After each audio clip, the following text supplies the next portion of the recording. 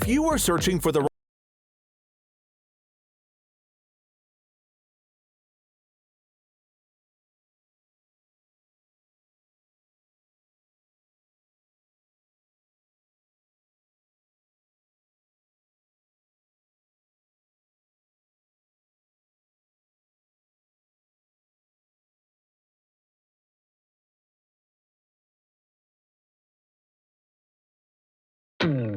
If you are searching for the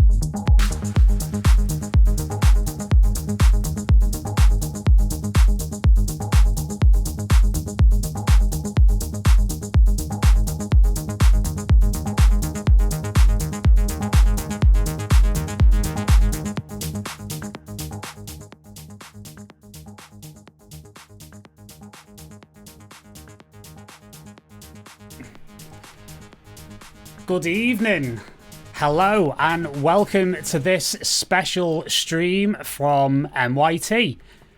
Hope everything's well with you guys and it's all going well wherever you are. I hope you are staying safe, I hope you're staying well, and I hope you're staying home as well. So my name's Paul Nolan, and if you haven't joined one of our streams before, well, welcome. This is MYT, also known as Make Your Transition.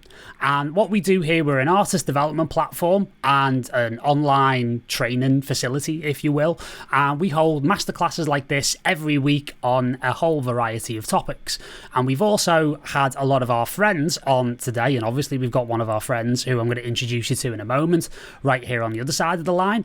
And we do masterclasses with the likes of Shadow Child, Detroit Swindle, and a whole host of others, as well as covering everything that you need to know in order to take the next steps in your life as a dance music musician. And that could be anything from music publishing, synthesis, sound design, finishing tracks, mixing, mastering, etc., and a whole lot more. So as I say, we do this type of thing twice a week, every Tuesday and every Thursday for our AAA members. And yeah, we are just having a ball doing that. So thank you for joining us, and thanks for all your comments and everything else. Also, thank you to our people who are streaming this with us tonight as well, which is fantastic. Thank you very much. So without much further ado, we shall introduce you to our special guest this evening, and he is none other than Mr. Tim Green. Good evening, Tim. How are you, mate? I'm very well, thank you. How are you? I'm all right. I'm not too bad. We were just saying before we started this evening, it's actually a really nice change, because we only sort of run into each other once or twice a year, don't we, at raves and stuff, and it's been actually quite nice to sort of spend a bit more time, even though it's online. Basically be able to hear each other rather than, techno music blaring over the top sort of thing, and pretending to hear what each other's saying sort of thing. Mate, that's good. I'm just going to go to the bar, sort of thing. So. And that was the biggest surprise, wasn't it, that we actually got on? Yeah, I know exactly. Yeah. Yeah, exactly. Wow, I actually like this guy. No, yeah, exactly. Yeah. There's got to be something wrong with him. That's probably why I like him. Yeah. Well, yeah, exactly. Well, I'm from Liverpool, mate, so it's standard, isn't it, mate? Standard. So you keep him well, you keep him safe, and everything where you are, mate. Yeah, completely locked down for a long time, obviously, in London, for whoever doesn't know. It's not too different to me in terms of everyday life. It's pretty much what I do all the time is sort of spend most of my time in the studio. And I'm pretty much a hermit and don't really go out much because I'm just like, the sort of mad scientist in my studio all the time. I kind of like that. So usually it's broken up by gigs at the weekend, flying away sort of thing. But this time, obviously not. Everything's on cancelled or on hold, and we're sort of waiting and seeing, obviously, and it's fine. It's not, there's much more important things happening in this world right now. So yeah, sure. Yeah. So, but other than that, no, I'm all good, thanks. No, good, and yeah, I mean, obviously not great to be a little bit sort of uncertain about what the future is, but I know a lot of DJs and artists at the moment are almost kind of enjoying their time at home a little bit.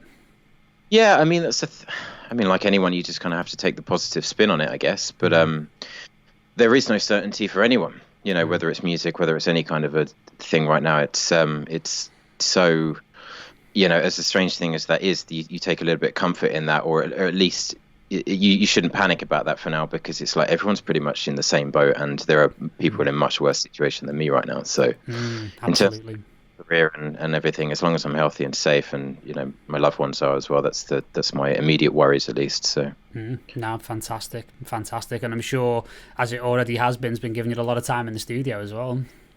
Yeah, which kind of makes me happy, and I'm really someone who doesn't like to be distracted. I'm not very good at having, especially like an external distraction sort of a thing from other people or the outside world. Again, like why I like to kind of lock myself away.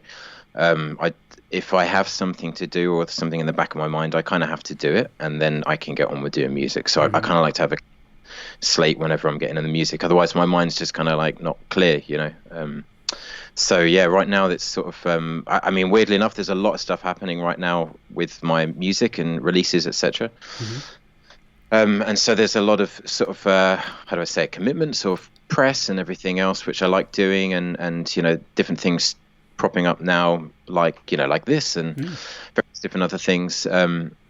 So it's keeping me busy, which is nice. But yeah, equally, I'm getting a lot of nice time to work on music, which is great. No, great stuff. And yeah, I mean, it's obviously, it can be a little bit difficult to stay in that lane of focus with everything going on in the outside world as well. So, it's good to hear that you're kind of, able to stay in that sort of groove and stay in that focus, because I think it really helps with, coming to terms with it, and also moving through the situation globally that we're facing at the moment.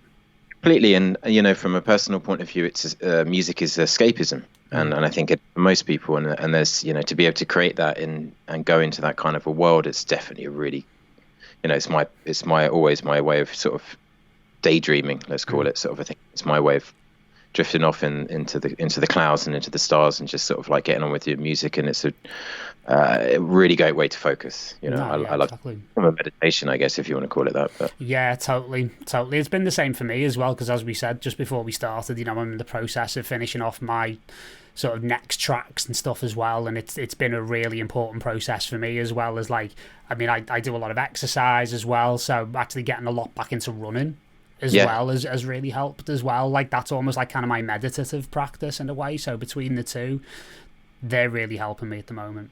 Totally. Yeah, I told you before, like, I'm always a swimmer, so that went straight out the window. As soon as the virus came along, I haven't been able to do that. So I've had to switch up the exercising and everything. It's just quite different to me. It's not really something that I've done too much. I never really do any sort of stuff at home, but now obviously I have to now, and I have been able to. So it isn't too bad, but that's it. Yeah. That's it. Yeah. So I was kind of a bit torn about what to call this tonight, whether to call it like a quarantine stream or all day I stream was another one that I come up with.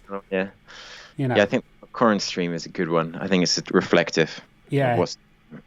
Yeah, definitely. And I've just seen as well, in almost a reenactment of that night out we had in Ibiza last year, Sebastian Ledger's just snuck in the comments there. Yeah, I wonder. That was where was that again? That was That was Amnesia last year, you said yeah. that right. That's right. Yeah, God, that was a yeah, funny night, though. That was a funny funny. night. Yeah, funny Yeah, old night. But no, it no, was good to see two of my nearest and dearest in the scene all in one place. That was totally, good. That was totally. good. So yeah, in terms of what we're going to go through tonight, then we are going to take a bit of a deep dive and a bit of a look into your latest track on All Day I Dream called "Vacation to Life." Yes, yeah, So indeed. why don't you tell us a little bit more about that and what the whole idea behind the EP and the track in particular? Yeah, I mean the track. What is it about? I mean, it's quite hard to remember. They're quite old tracks, sort of a thing, and the original inspiration is hard for me to kind of remember the catalyst at least. But it was. I remember always wanting that track to be something that's very musical, a lot of musical elements in it that could be kind of listened to in any kind of a setting, whether it be a home or, i.e., not a club setting, but equally work on the dance floor.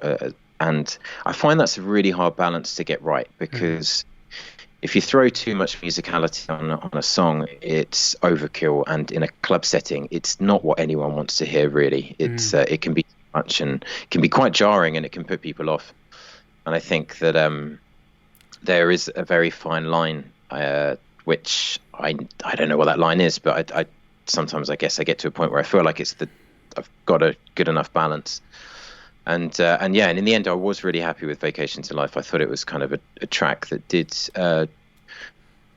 satisfy both of those kind of things. It's like really dance floor, definitely works, gets the crowd sort of going, but equally, you put it on at home and there's some really nice elements to sort of listen to, and hopefully different layers that are kind of that kind of come out that you might not even notice or care about on the dance floor, but then when you actually listen to it, you'd be like, oh, I didn't realize that was there. And and again, maybe today I'm going to sort of showcase some of them.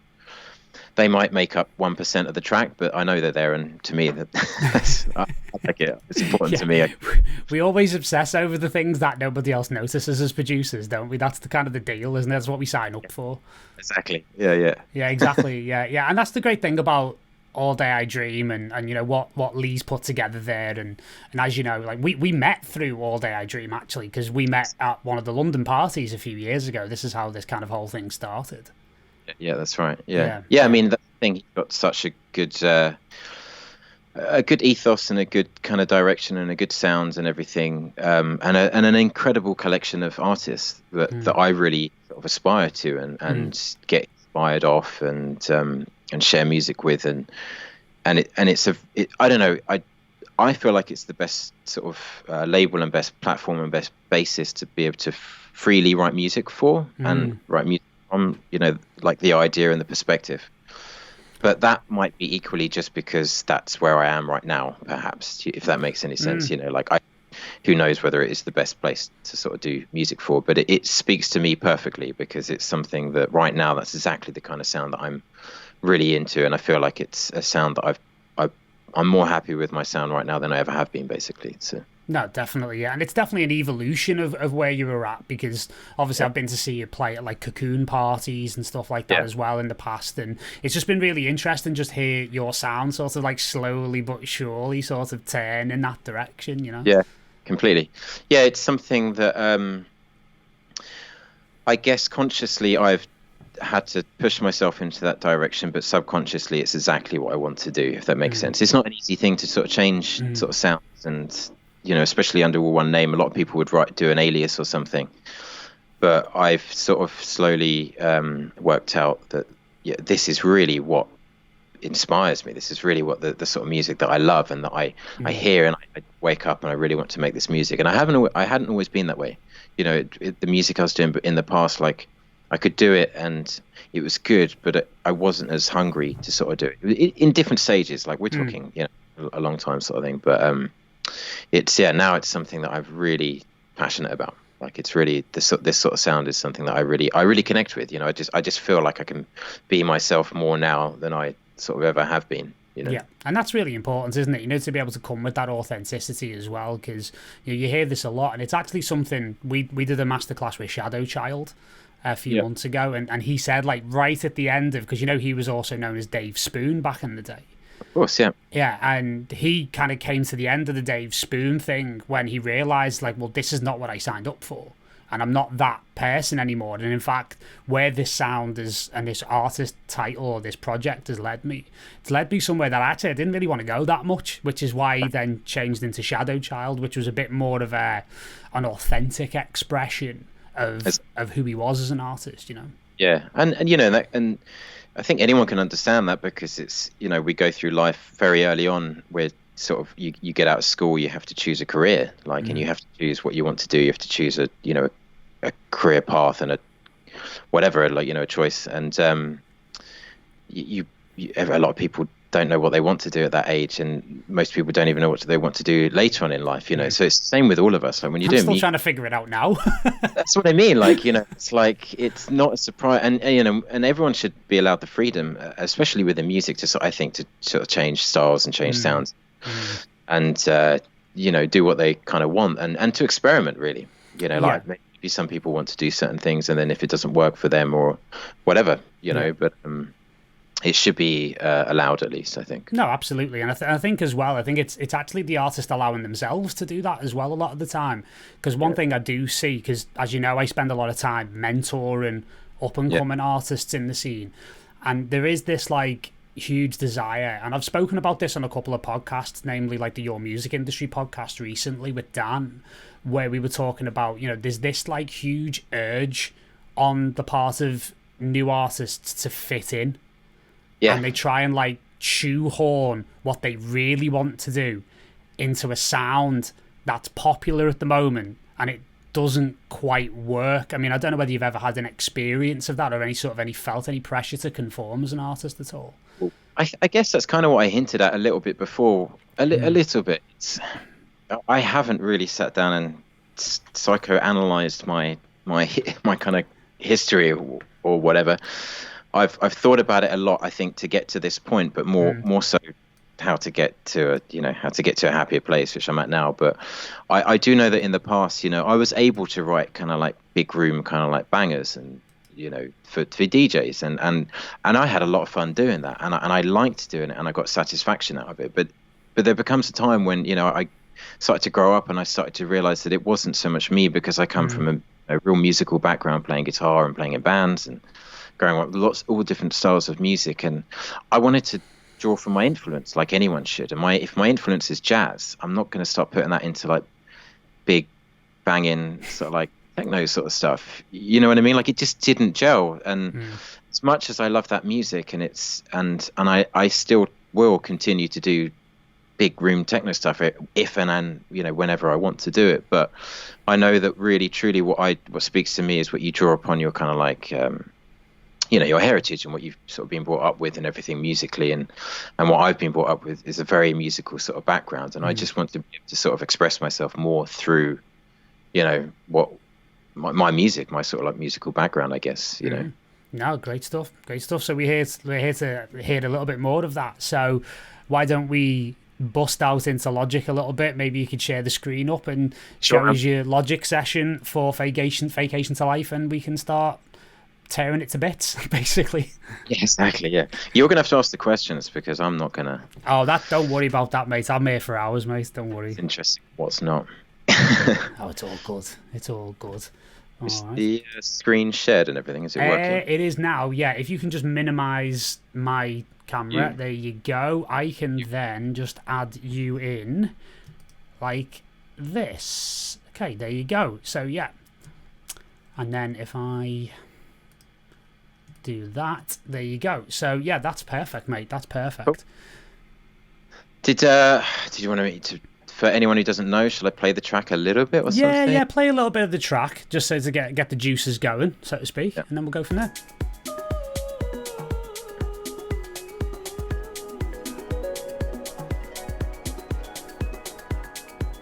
It's loud enough, all right? Yeah, it's fine, mate. Okay, great.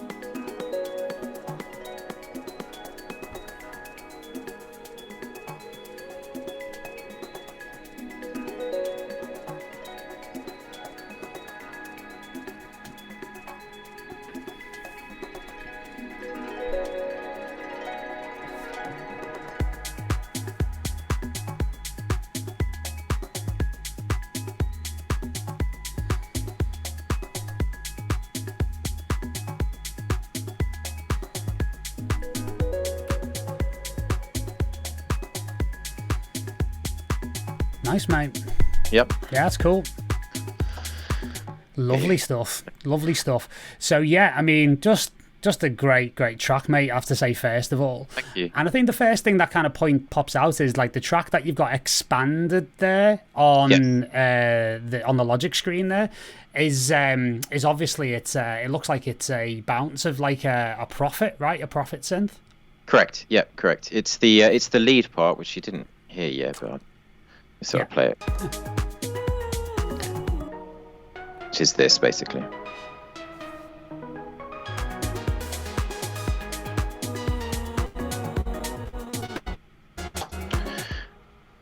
Yeah, so it's from the Prophet 6 analog outboard synth, which you can't see. But it's like the new kind of like one of the new kind of Dave Smith Prophet synths, which I love. I use a lot. And did you have a question about it, or you want me to just talk about it? Yeah, I just wanted to sort of talk about it because I know the centerpiece of a lot of what you do is hardware. Yeah. Well, it is and it isn't. It depends. I mean, if that was the leading question towards analog versus digital, I don't know whether it was, but it's like I use it really half and half sometimes, or in some tracks it's completely digital, some tracks it's completely analog, to a degree. But I don't care what if it sounds good, it sounds good, and I use it, sort of thing.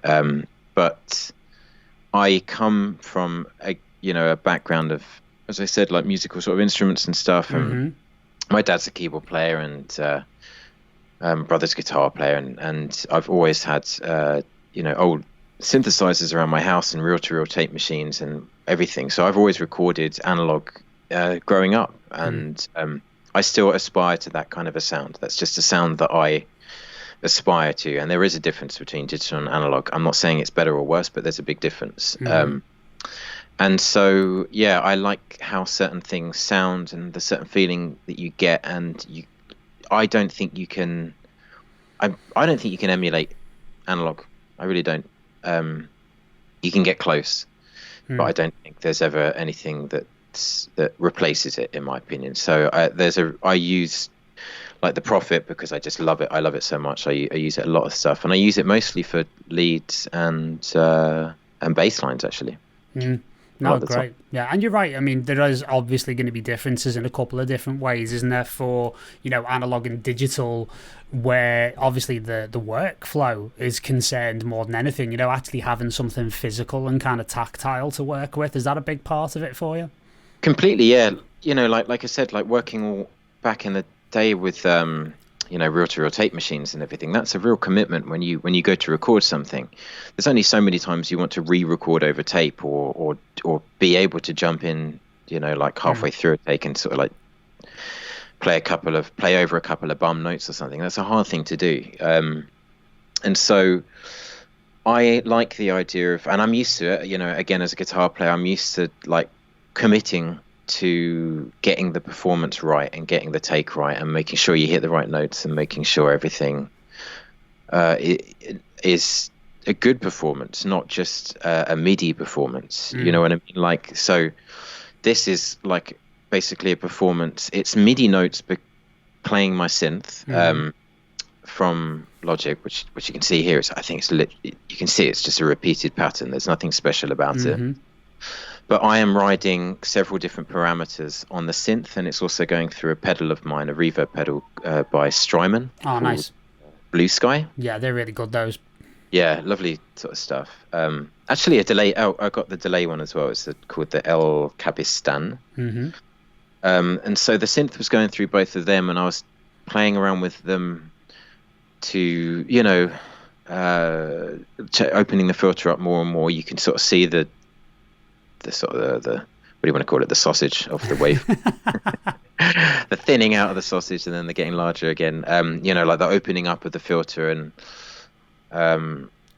whatnot, and then playing around with the effects. So all the effects and everything are kind of hard recorded on there, and if I did it wrong, I did it wrong and I'd have to do it again, sort of a thing.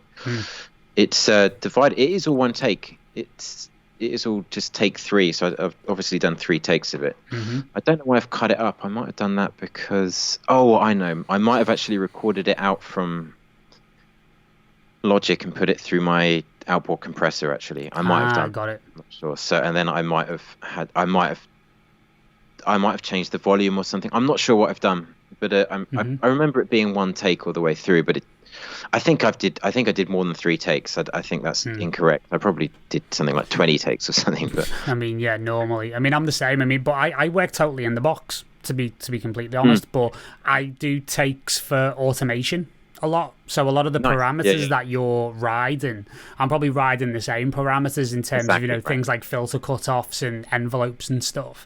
Yeah, and so I'm guessing you are then, if you don't like it, are you going and editing it post, or are you just going back and doing another record of I'm it? doing it again because that's a great work. I honestly believe that, I think, and this also stands out in the track now, we can see sort of behind the curtain of your process, so to speak. It actually shows just why your tracks feel so expressive, because this is something I see a lot, where a lot of producers will do it with the mouse and just draw lines in, and there's nothing wrong with that.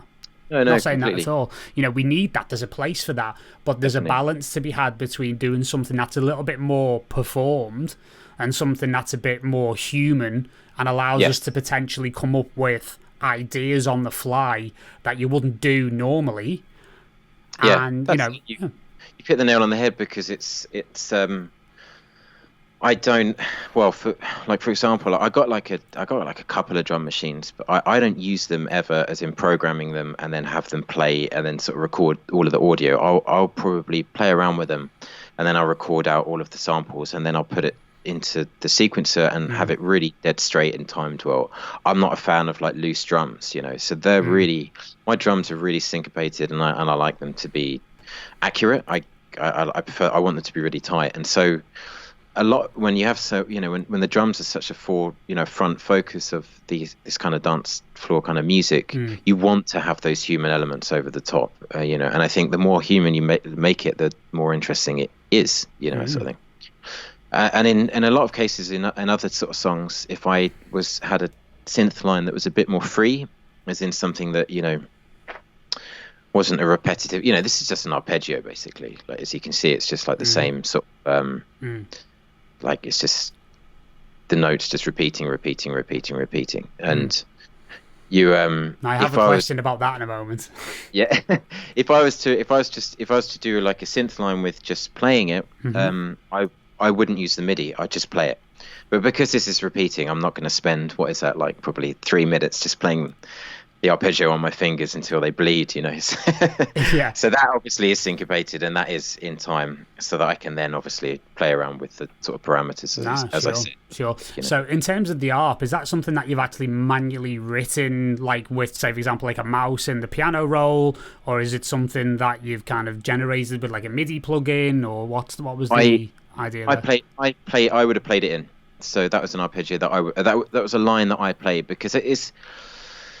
It's kind of a strange kind of it's a bit of a mess, isn't it? There's a lot of bum notes. There's a lot of dead notes in there. Let me get rid of them. So you've muted quite a few of them, yeah. Yeah. So what I've done is played like a lot of different sort of notes in, and a lot of different lines, and I've then spliced certain things together, I think, if I remember right. It's quite a long time ago, I can't remember.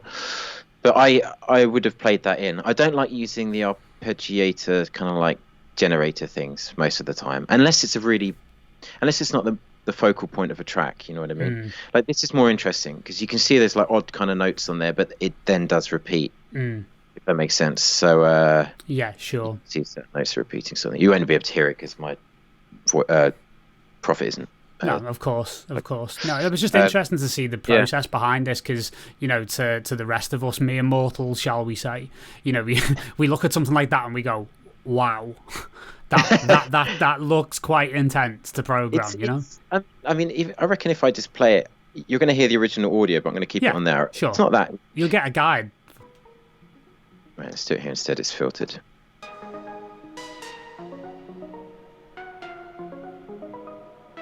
Is that kind of making sense? Yeah, totally. It's not that complicated. Well, to you. All right. Okay.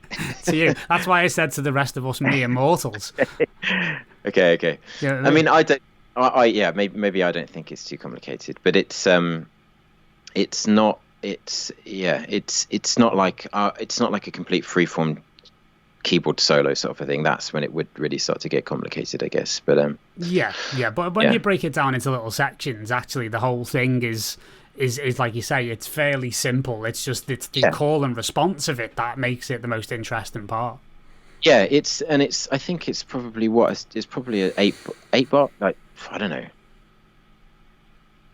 A 4-bar loop, I think, is probably what it is. It's probably just 4 bars, and then it just repeats itself, sort of thing. And then and it's just me, as I said, like, you can see the different sort of, like, you can see the waveform sort of changing and being affected.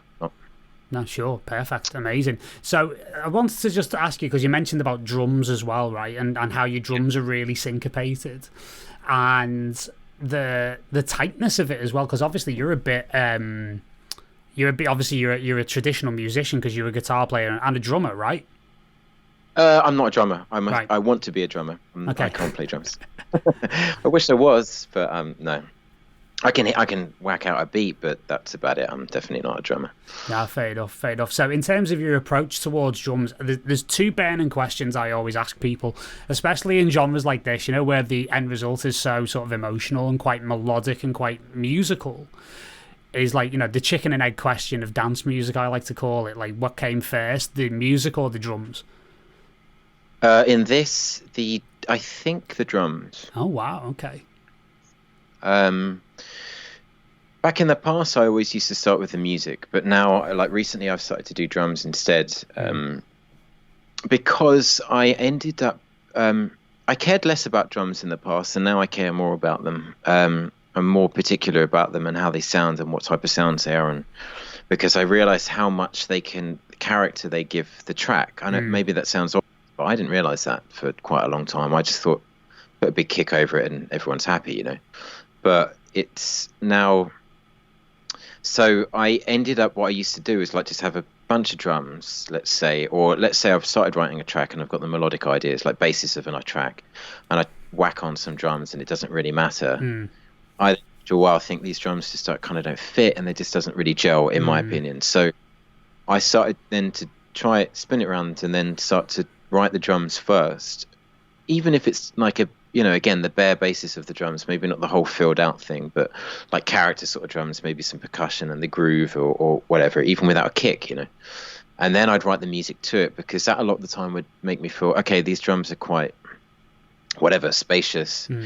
Maybe the track wants to be a little bit kind of more of an atmospheric vibe. Maybe these drums are quite driving, so I'm going to put something a bit more driving to it, etc., etc. But I do remember starting with the drums. As I said at the beginning, like, I wrote this track wanting it to be for the dance floor, especially like a bit of a hit and musical at the same time. So I wanted to start writing the drums first, because I didn't want to have to go down that same trap that I've done before. I've done this a lot, unfortunately. I've done like whole tracks and then gotten rid of the drums entirely and just written a whole new set more than once within that same track. Like sometimes I did a remix. I've done a remix recently on All Day Dream, and I think I changed the drums on that maybe 2 or 3 times, I think, or something.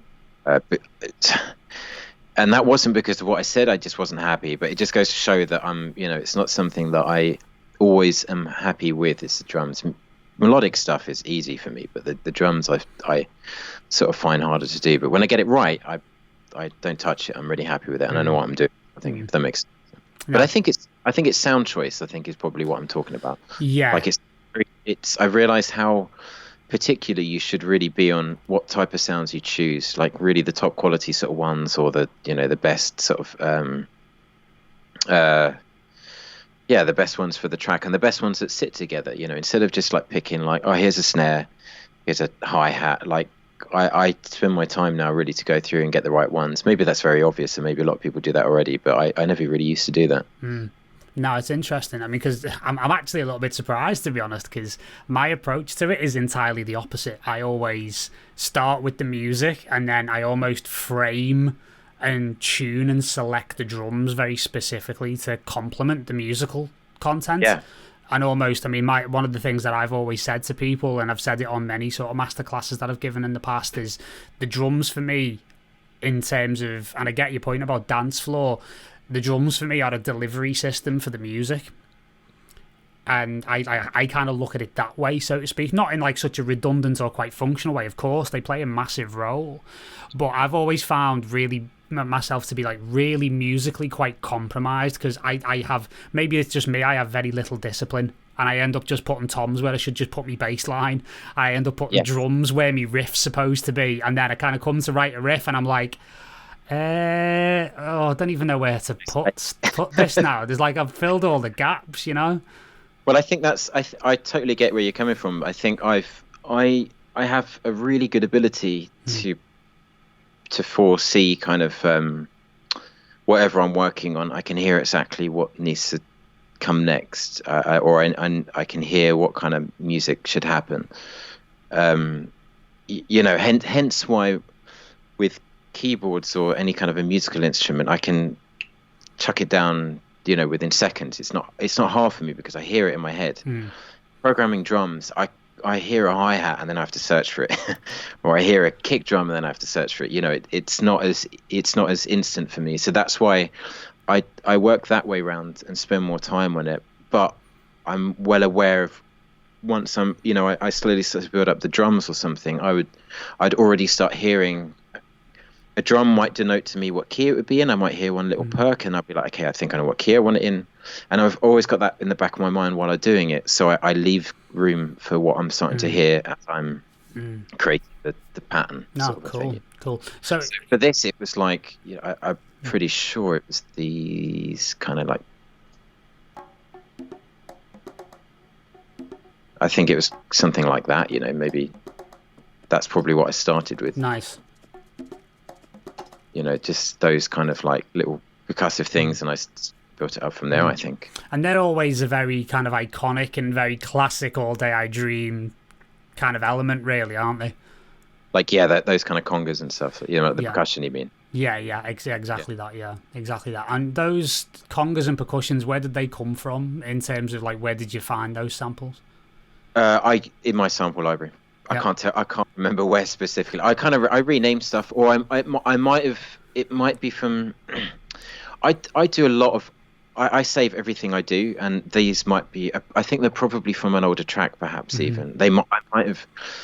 I do this quite often. I keep everything that I've ever written, even if it's like 3 kick drums or something. You know, like whatever. As stupid as it is, I keep all of it. I just number all of my sort of tracks. Like you can see here, it's like this track was originally called All Day a Dream beat 15. So I guess I've got a beat 14 and I bought beat 13 somewhere, you know, probably a different song. But you know, like every now and then I do kind of like what's, I guess, a spring cleaning type thing, and I'll go through a lot of these ideas which I don't know what I had intentions for them, but if I hear one thing, I'll write it down. And I'm like, okay, I'm going to extract that from the song and put it into a new session and see if I can come up with something with it, you know, because that sound is at least good. So I'm quite, you know, what's the word? Resourceful, I guess, with, you know, even with my old sort of stuff. So, so those things, I don't know, I couldn't tell you, but sample packs, like I've got a load of sample packs. I love them. A lot of people don't like them, and a lot of people talk about not having too many as a problem. I've got way too many, but I don't let it cause problems for me. You know, I'm very aware that when I'm searching through samples, I don't like spend 8 hours, you know, looking for that particular sample. I'm quite quick about it. I'm like, that'll do. Or if I can't find it, I'm like, move on to something else. Don't stress about it. It's not the end of the world, sort of thing. And I have my kind of like go-to companies or sample packs that I have, you know, if you know what I mean. Yeah, of course, absolutely. So yeah, just before we go on, we just had a couple of comments from people, and they're just asking you, could you just turn Logic's volume up just a touch, please, just so we can hear it a little bit better? That'd be great. Yeah, this is obviously like a not mastered, so. Yeah, fair enough.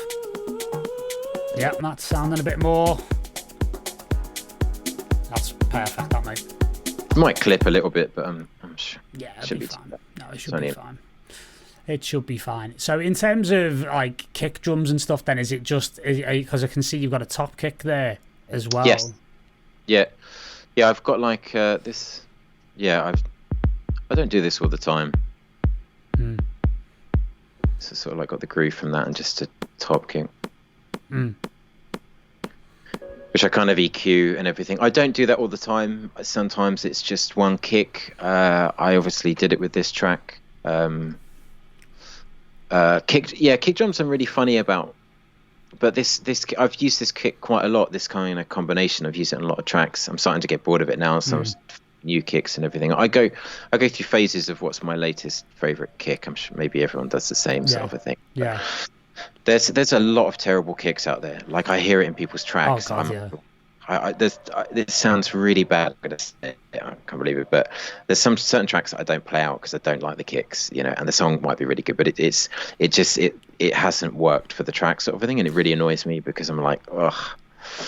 And this is, like people, I get asked a lot. People are always like, oh, where do you get your kicks from and everything? And I swear to you, it's not the kick, it's the mixing. It's how you mix the kick with the tracks and how you write a song around the kick drum. That is how you get a good sounding kick, And there are certain tracks where I've just been like, oh, that kick is not placed or something, and it kind of annoys me. But it's not.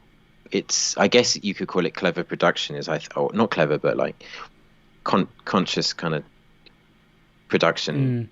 I think will get you the right kick, and then after that, equally there are bad kicks and good kicks, but I think I think a lot of it is down to how you mix and sort of produce that song. No, absolutely, and for me, I've always promoted the fact that in my process, 60 to 70% of the time when I'm writing a track is spent just on sound selection.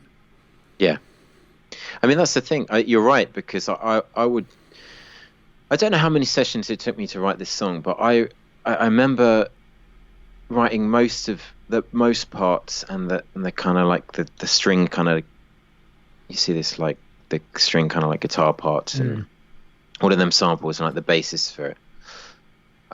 I did all of that probably in like one session, I'd say, sort of a thing, which might have been, I don't know, 6 hours or something, I don't know. And that was a process of me finding lots of different sounds, lots of different ideas in my head, like putting it over the top and then slowly whittling it down to something like, okay, that's a really good hook, I like that, that's a really good musical sort of idea. And then it might have been probably 3 or 4 more sessions after that until I got everything together, including the synth and then maybe the vocal. And I think the vocal and the synth were the 2 last things I did for this track, if I remember rightly. So like the 2 main hooks, like the 2 last things I did. But I ended up writing the song structurally and sort of in order, sort of things. I sort of started with the first drop and then I went on. I didn't start with the hook and I didn't start with the main drop, and that all kind of came afterwards, which is quite interesting. Doesn't always happen that way. No, great. No, it's great. Yeah, and we've had a lot of comments about the vocals as well, and we'll get to that in due course as well towards the end, because a lot of people are fascinated about how the vocals came to be as well. Yeah. Yeah, cool. I'm going to go back as well, because there was a comment that our good friend Mr. Ledger was asking, shaker left, shaker right, are they the same but panned? Or are they different sounds, or do they have a phase issue? Because, oh God, that's just such a Sebastian comment. Sebastian thing. I think these are 2, thankfully. Yeah, so this is a really interesting plugin. I'll show you. There's no phase issue because it's a really interesting, like, I don't know if you've seen this. It's called Shimmy Strike. I think they're 2 different shakers, if I remember rightly. Nice. Yeah, they're 2 different shakers, playing slightly different patterns as well. I've got 2 instances of it, one left and right. I think we're looking at the left right now. They have like loads of different you can have 3 sounds at once if you want. I just have it as the 2. There's a whole lot of different really awesome sort of sounds in here, but it's also a sequencer as well, so it's got the pattern. That's on a 16th basically. It's this one that we're doing. I've got see the volume, it's just in steps, so it's like as in volume sort of thing. So that would be like extra Oh, loud, but it's nice. different samples, so it's a dynamic kind of a range. Yeah. If it makes sense. Yeah, so, yeah. especially Oh, that answers the question. I've always been obsessed by your shakers for some reason. You see that now that's these two are much louder, but it's a different sample, if that makes sense. Yeah. If you can hear that, if you can see what I'm doing. Yeah, it's I a hope bit you rougher. can. Yeah, it's a bit of a rougher sample, isn't it? You've got a bit more kind of accent to it. Well, there's only so much louder you want to get with a shaker before it's piercing. Obviously, it's quite brittle depending on the shaker sort of thing. So it's a little bit like, this is a little bit like a dynamic increase in range, but it's also kind of like, a sort of a different, just a different sort of sample or something. But there's multiple different recorded samples in it, so it's as human as possible, if that makes sense. Oh, absolutely, yeah. It's a really nice sort of thing. I only got this kind of recently. I mean, recently enough, obviously, to do this song in it. But yes, to Sebastian, they are different shakers. They're coming from the same. It's the same program. It's the same shimmer shake thing. The one on the right and the one on the left. Just slightly different programmed patterns and a different shaker, I think, as well. Well, this was worth me doing this masterclass with you tonight, just for that. Just to learn. Just for that. Okay, I think we're done for the evening. We can call it a night now. I've found out everything I want to know. You can all do one now. But that's I don't use those shakers all the time. That they if you use them too often, you can hear it. It's the same sample all the time. Essentially, pretty much. There's you could see there's lots of different types of shakers and percussion you could use. So yes, you can get kind of and yes, you can experiment more with it. But when you want those kind of like the constant ones that I always really like in these tracks, I like that constant kind of like shuffle, I call it, sort of a thing, of shakers and percussion constantly happening within a track. So it's I just use loops sometimes, or sometimes I program battery. Battery's my favorite drum thing. Most of these things are probably battery, to be honest.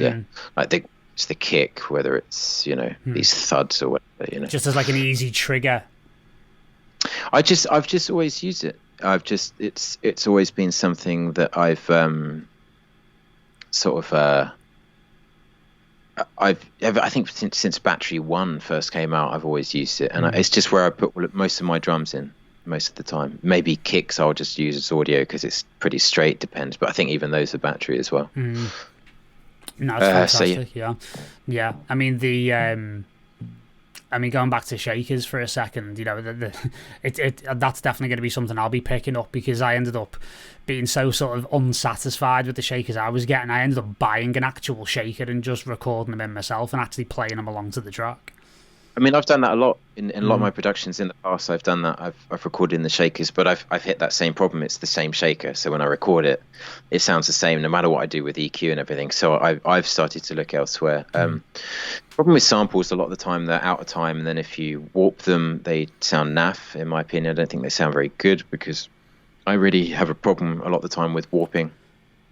So I always try, and then if you try to edit it, a shaker sample, it's a constant sound with a shaker. It's always when you're trying to cut that up and put that into time, you run into problems. So you hear clip, a little bit weird, Yeah, of course, yeah. And then the opposite problem, which again I hear in a lot of tracks, like if you have this kind of sensitivity, shall we say, towards kick drums, I definitely have it with shakers, where it's like my pet hate is shakers in tracks sounding like they've just been fired out of a machine gun. Yeah, I know exactly what you mean. Yeah. No, yeah, this is the thing, like there's so many varieties of it.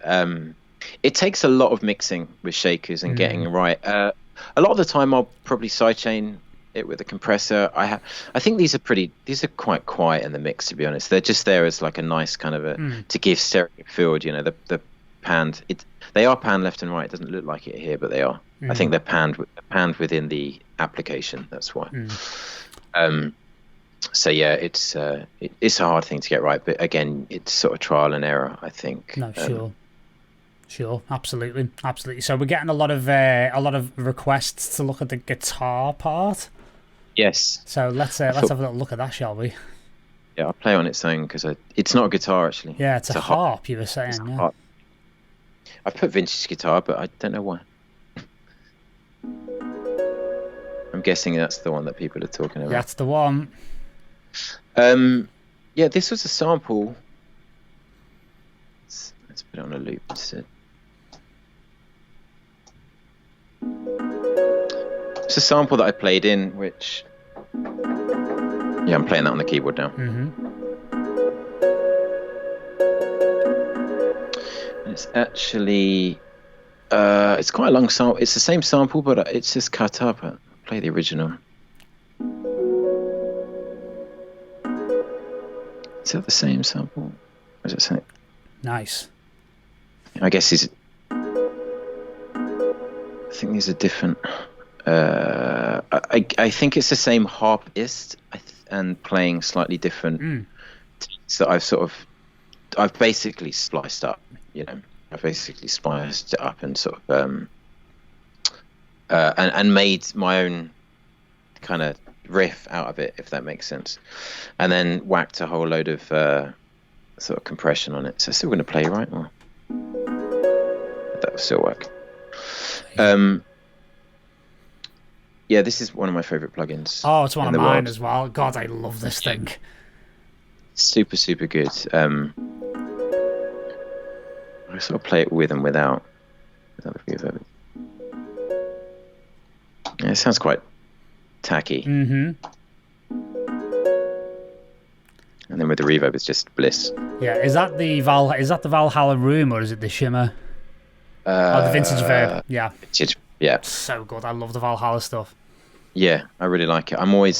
It's nice. I don't really like any of the reverbs which don't. There's two reverbs I use. This and the Lexicon one, which is these ones. Has it got a name? These ones, it has got a name. I can't remember. PCM, I think it's called. Oh yeah, it's the PCM native. Yeah, they've been around for a few years. They're brilliant. Yeah, I really like these. That's the two reverbs that I use. That's it. I don't use any others.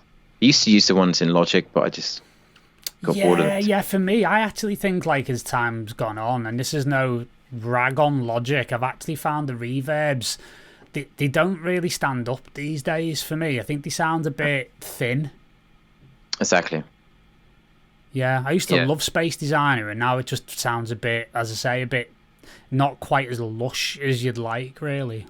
Actually, no, I forgot about that. The Space Designer one I do use a lot, but it's more for it's a convolution reverb, isn't it? So I'm using it more for the, a room, sort of a space, to give something, so that it's sitting in a room more like, rather than just, that's just like a big wash of reverb, and it's a real harp that's being recorded in a room, so you're getting a bit of a, natural acoustics going on. But so I will still use the Space Designer most of the time, not as a long reverb, as a short reverb, just to give it some kind of, as if it was just got a bit more life into it. No, that makes absolutely, sense. Yeah, 100%. Yeah, and it's amazing how the Saturn in particular has just really lifted it and added those lovely harmonics and just been really nice to it.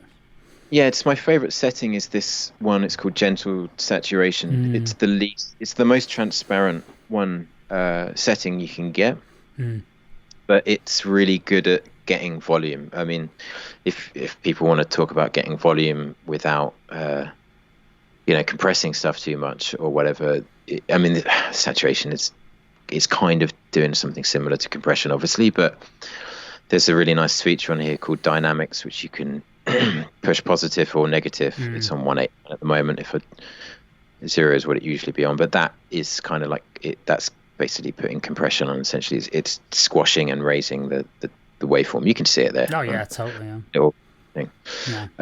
Yeah. So I use this one a lot. It's my favorite sort of setting is Gentle Saturation, and it just kind of brings stuff to the forefront a little bit more, which I find super helpful in a mixing sort of situation. No, absolutely, and again, it's another fantastic example of how me and you use the same plugin in completely different ways. What are you using it for? I use it for there's the more sort of sound design, almost like sequenced mad sort of glitchy things it can do. Yeah, totally. Yeah, I use that a lot, and I'll be honest, it became when I was working on Scene Delete with Sasha a few years ago on Yeah. his album, we were just putting everything through that thing at various bonkers settings with like, because you can split it up into like various frequency bands and have Exactly, yeah. one type That's of amazing. saturation on the bottom end and a different one at the top. So we were almost doing like these LFO weird glitchy things on the top end, to get a nice crispiness, and then just like destroying the bottom end of it just to kind of give it a real roughness. Because the whole thing on that album was just about, let's take something that sounds beautiful and just like almost rub it with the harshest sandpaper, sonically totally. wise, as possible. We were on a mission to make things sound really grubby. That's what's so impressive about that plugin, that Saturn, because it goes to show that you can use it in such an extreme situation. And for me, I love it so much because of how transparent it can be. I'm using it as a mixing tool most of the time, and something just to sort of bring out a little bit of presence, I guess, or something. No, sure. And it just goes to show how great it's one of my favorite plugins for sure. No, absolutely. All of the Pad Filter stuff is incredible. Oh, fantastic. Yeah, I love the EQ. I love. I use the multi-band compression quite a lot when I'm mastering as well, which is just fantastic. Just for ironing out those little kinks at the right point of the track. It's almost like I don't really necessarily consider it to be a multi-band compressor. I almost think about it like a dynamic EQ. Yeah, I guess it depends, doesn't it? Because it's got, though, depending on how many bands you've got, but each one is so flexible, isn't it? You can use it in, you can blend them in so many different ways. It's crazy, the Fab Filter stuff. It's so, again, you can just use it so subtly, which is super nice. Like I actually, to do the sort of like the DJ master of this, I'm pretty sure I probably put it through the Fab Filter stuff. The limiter I use all the time, and probably the multi-band. Yeah, sure, amazing. So the other most requested part of this track was the vocal. Yes. So let's demystify that a little bit, shall we? This was something I can't remember where I got it from, but where did I get it? I can't remember where I got this from. It's nothing from a pack. Yeah, it's from a. I have to admit, there's been more than one comment that I've had on this. A lot of people were speculating that it was from Orbital. No, I mean, not knowingly, I didn't sample Orbital. I'd never do that. Yeah, you'd know that, right? Yeah. No, I mean it comes from. Where did it come? I should have done my research. I should have gone back into my old files to work out where I got these from. It's 100% a sample pack of something. I can't remember where I got it from. Dry is just pretty simple.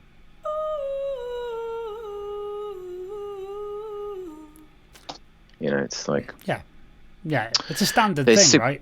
Yeah, I mean, again, this was actually, I remember this vocal was from a different track that I was doing. I had never finished that track, and I was like, I need a vocal for this song. I was doing that spring cleaning thing, found this, and I was like, do you know what, that could be perfect. I think I've probably pitched it. This has probably been, it says Ableton vocal dry bounce. That's, I don't know why it's called that, but I'm pretty sure I've put this through my outboard compressor as well. So I've probably compressed it a little bit to keep them consistent. I mean, I don't know what else to sort of say about it. I mean, I have loads of vocals like this. You can find them easily, like if you just go into any website or sample place or whatever and just type in, I don't know, hippie vocals or something. I don't know, like whatever you want, like like choir something, or I don't know. I mean, who do I usually go for samplers? Sample Phonics, do you know them? I do, yeah, they're excellent, excellent. And their noise brilliant. thing. Brilliant. I've been using that for a while. Yeah, like that's really great because I don't know if maybe people don't know what it is, but I'll explain. It's like it's a online platform which you subscribe to, yearly annual sort of fee, I think. And you're given access to all of their sample libraries, which they're just constantly adding more and more to. But it's got a plugin which you put into your DAW, and then you just open that up and you just search. You can just type in whatever you want. Like you want a flute sample, type in flute, and if they got a flute sample, there'll be lists and lists of them. You scroll through to your heart's content and find them, and they're really good samples as well. Like, they're fantastic, and they're getting better. There's some ones which are just getting really beautifully recorded. I'm pretty sure that the harp, the guitar thing is from Noise, or Samplephonics. So it's the same company, right? Yeah, it is. Yeah, I think they've actually changed the name over now to Noise from Samplephonics, but they were known as Samplephonics for years, and I've been a huge fan of them as well. I've been using they've got one sample pack that's just been killer for me for years, and it's a household percussion. And it's like basically people like tearing bits of paper and tapping on tables, and like on one of the tracks on my Bedrock EP last year, the hi-hat was actually somebody squeezing a water bottle. That's the thing. I love this. I do that a lot. I make a lot of my own samples. I make a lot of my sort of like weird sort of things. Every time I travel, I take a kind of like high quality dictaphone or whatever like record or something. Yeah, I'm recording stuff all the time, where even it's like bird noises or background sounds or whatever, and I put it into tracks. Like I'm always doing stuff like that, and I'm making sounds out of found sounds or whatever you want to call it. And that just adds something unique and sort of interesting most of the time. Has that answered anything about the vocal? That has, absolutely. And the interesting. I think it might be from that Noise platform, the vocal, because I'm pretty sure that harp guitar thing was as well. So I'm guessing that vocal might have been from there, but I don't know. I could be wrong. Again, I think I took that from another track of mine, and I don't know where it came from. I mean, I think that where the vocal came from is maybe less important and less interesting than the process of selection and what made you select it, because people are always going to go off and do their own thing, right? And even if they did locate the same vocal, they're probably going to do something completely different with it. Yeah, that's what's great about it. I mean, it was I'm not a fan. It's quite hard with vocals. Again, it kind of goes back to what I said before. Putting too much musicality in a track most people don't want that. Like when you're on the dance floor, you want to do it. A vocal like this is also a really fine line, because it gets a little bit into that ethereal kind of floaty kind of a sound. But I guess it's kind of I've done it in a kind of a good balance, because there's enough kind of like rhythm and stuff sort of happening in the track that sits on top quite nicely. It's and that's why I chose this vocal, and that's why I like it. It's a very clean vocal. When you listen to it on its own, it's quite.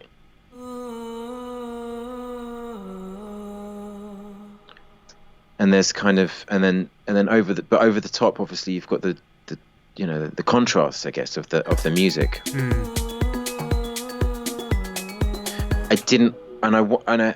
I like vocals as an instrument as well. Like I love making chords with vocalists, or several notes layered on top of each other or something. And then a choir. Obviously, I love sounds like that.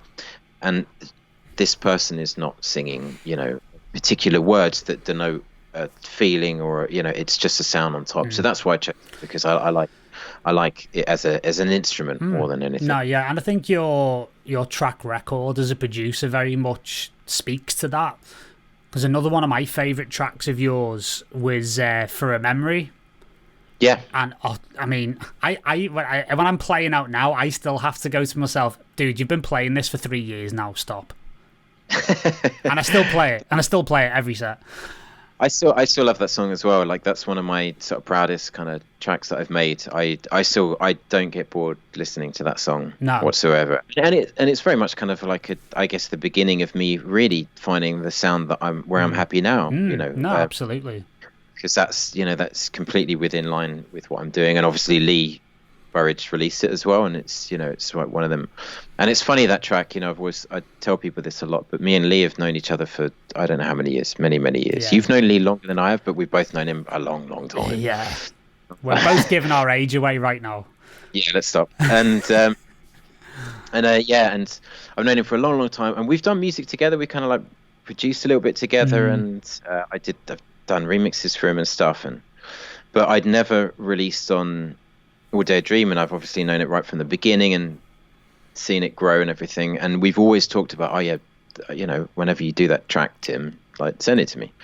And I'd never done it, and until I'd written For a Memory, and it wasn't until I wrote that track, and I was like, and finally sort of told him, Lee, I've got this track, and this is the one. I said, this is the one that I've finally written, something that I think is going to be, that you're going to like, and that's going to sort of like fit the sounds, etc. And so he and I gave it to him, and he was the first person to play it out. I wrote it, I finished it, and then he played it out in London on a boat. I think there's a video of it actually, and he played it out, sort of thing. So I actually think he played it at the All Day I Dream in London that we met the same day, I think. Did, yeah. And yeah. I've got a video of that as well. Yeah. That video.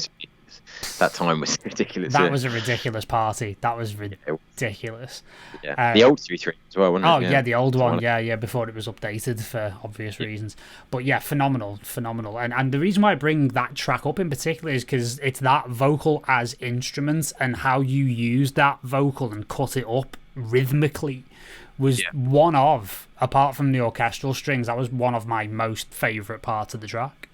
Yeah, totally, yeah, and it's again, I think that was like I think the vocal from For Memory was an Indian vocalist, and I can't remember where I got that from.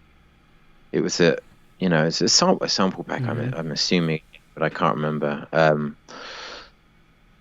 But it was, I don't know. Yeah, maybe it was an a cappella, but like, I liked the sound of the voice, but I wanted it to play a melody. Again, I thought of it as an instrument, so I cut it up and I made the notes that I wanted to do, and then just kind of spliced it together to that repeating kind of melodic line, I guess. No, amazing. And I think, as I say, just seeing the vocal and how sort of important and significant it is to the track, and seeing that it is, from a pack, and how you've built all the other elements around it and how it fits in, it shows that sample selection is absolutely everything. That's 100%. That's that's a lesson that I always sort of like tell people more and more, is that it's the most important thing. It's what I feel like I'm doing is songwriting, and when people maybe want to know about production, to me, you will have better production when you're a better songwriter. And I know that might be scary to a lot of people, but it's the truth. It's about really making sure that you're writing the best part for those best sounds. Like, you can't polish a turd, like you have to start off with good kind of elements first, and you have to get the good sounds, which is why me having analog equipment or anyone doesn't make me write better songs. I just gravitate towards that sound. Someone can write a better song than me, just using digital or just using analog or whatever. It just comes down to, picking the right sounds that work and that work together. To me, that is production. That is, for me, how you sort of produce, is knowing where to put things. And that takes a long thing to do, and we're arrangers. If you're writing a song, we're arranging songs, so you're technically an arranger as well. It's to be a producer is a big task. There's a lot, as well as mixing, there's a lot of different things you can do. And so you make your life easier from the beginning if you choose the right sounds. Like, spend it doing right. Like, find the sounds that just, make you feel like that's a good sound. I've got thousands of vocal sort of sounds and thousands of different sounds in my library, but I don't use them because they're not right. But one day I might have a track where I'm like, okay, that is the right kind of sound, and I know when I hear it, like, that's something that I can't sort of teach or pass on, unfortunately, or sort of convey. I just know when I hear a sound, what it's going to do to the track. Like, I don't even need to listen to. This is funny because I noticed this when I'm with my friend Justin Machakos in New York when we produce together. When we're searching through sounds, he likes to have the track playing to listen to the samples that we're listening to see how it sort of sounds within the track. I don't need to do that. I can just, walk away from the track and just sample, go listen through to sounds, and I know exactly when it's the right one that's going to work. And it's just something that, I don't know, it's just something that I can sort of do. But really the takeaway is just, I think it's spending the time to get those the good quality kind of sounds. I think it's and the sound. I guess maybe it's like, if you can try and get in your head what you want and what your goal is, then just don't settle until you can find that sort of thing. Yeah. And it's so true, because like a lot of people like pass comments when they see me do like live production sessions, or I put masterclasses up and people go, oh my god, like you make it look so easy. And it's like, well, you're seeing 20 years of basically like dicking around here. And it's when the sounds are right and you've got that developed sense.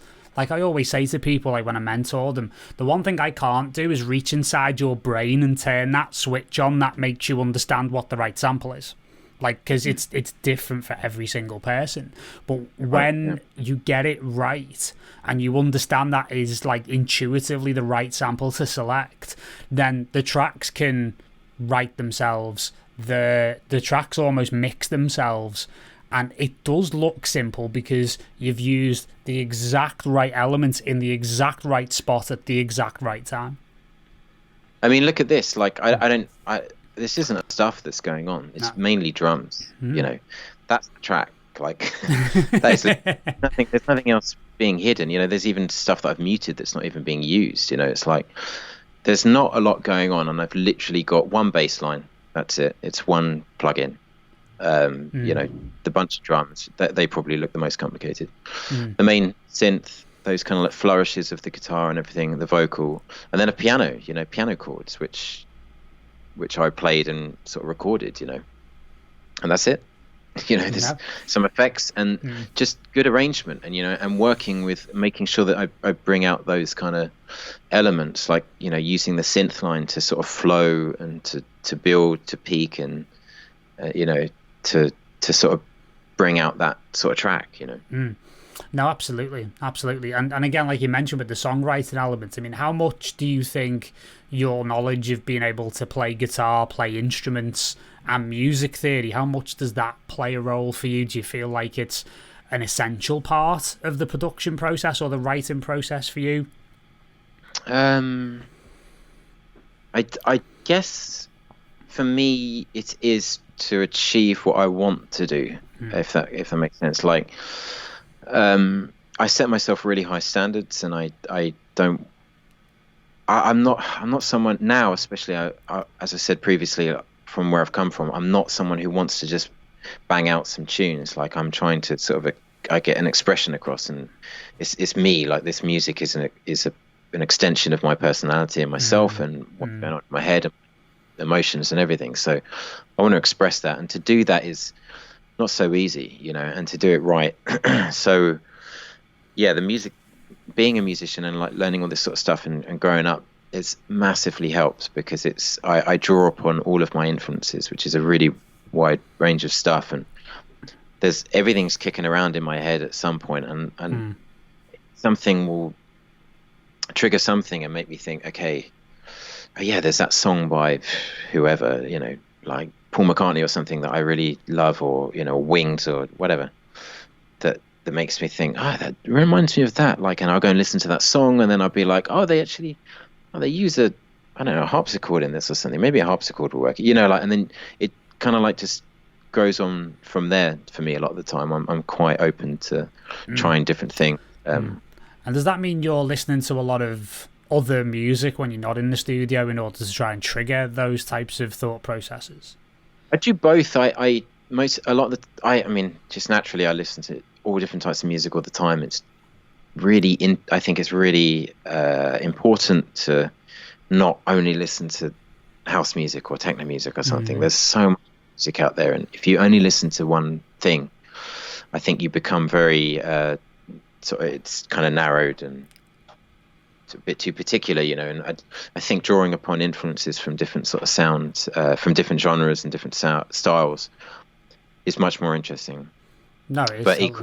equally, I listen to, you know, a lot of like artists that I love and other tracks, and I get inspiration from them equally as well. You know, it's kind of a balance, I guess. No, totally. So just to round off on a couple of elements here, getting back into the track, Yeah. the bass is something that a lot of people are quite curious about, and how you went about that. Yeah, that was a. I mean, what I think this is. Oh, look, I think it's the same sound they use for memory. Probably even good. Oh, I love this thing. Razor's so good. I have. I don't always use plugins. Like I get. I don't know. Maybe I'm using half and half. I'm not sure. I feel like I use more analog for bass lines, but it depends on the type of bass sound that I want. And this one I wanted a bit more kind of like for in the front, and digital just kind of cuts through quite, you know, really well, sort of thing. So I sort of found this sound. I'll just play it as well. It's really simple. Like this, I think it's like 4 notes or something. Just a repeating. And it's so round, that bass, isn't it, as well? It's got that really lovely, almost like a plucky kind of edge to it, so it cuts through the mix really lovely.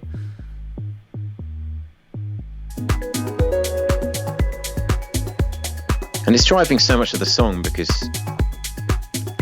when you take it out, that's all that's happening in the song. You know, it's literally just a bass line in this sort of thing. You know, there's it's a really big difference.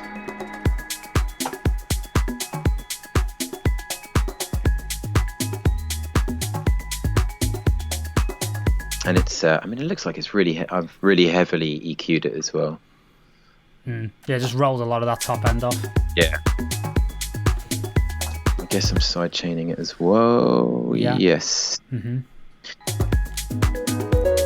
About minus 3 dB sort of a thing. Yeah. I use the Logic compressor a lot. A lot of people don't like it. I love it. Oh, I really love it. I love it as well, actually. And a little tip is, you know, the distortion. Oh my god, the clipping's incredible. The flip it onto soft, and it's one of the best gentle, like we were saying with Saturn before. It's one of the. I don't get it, because soft is really hard. It's and then clipping is soft. Like the soft setting in this distortion is really like brutal. Yeah, it's great. Like the clip one is soft, I found anyway, but I don't know why. But they are great. Yeah, they're brilliant. They're really.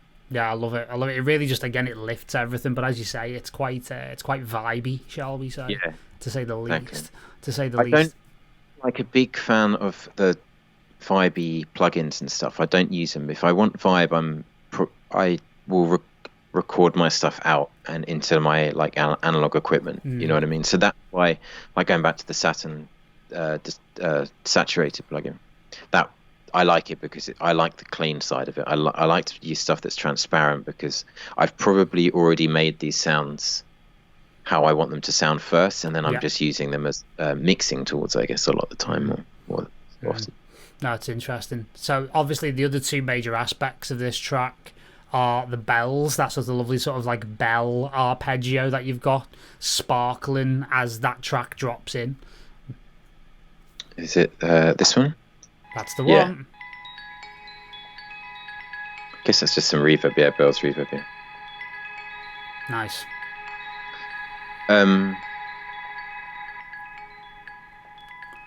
Yeah, super curious about this.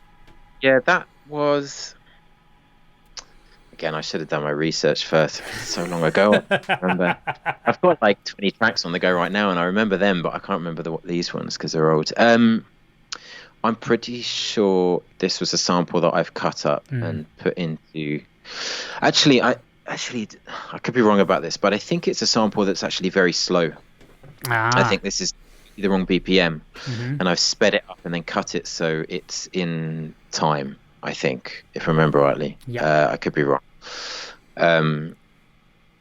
Because it's really tight. You can hear how tight it is, and I didn't think anyone would play those bells that fast. You know, not that well.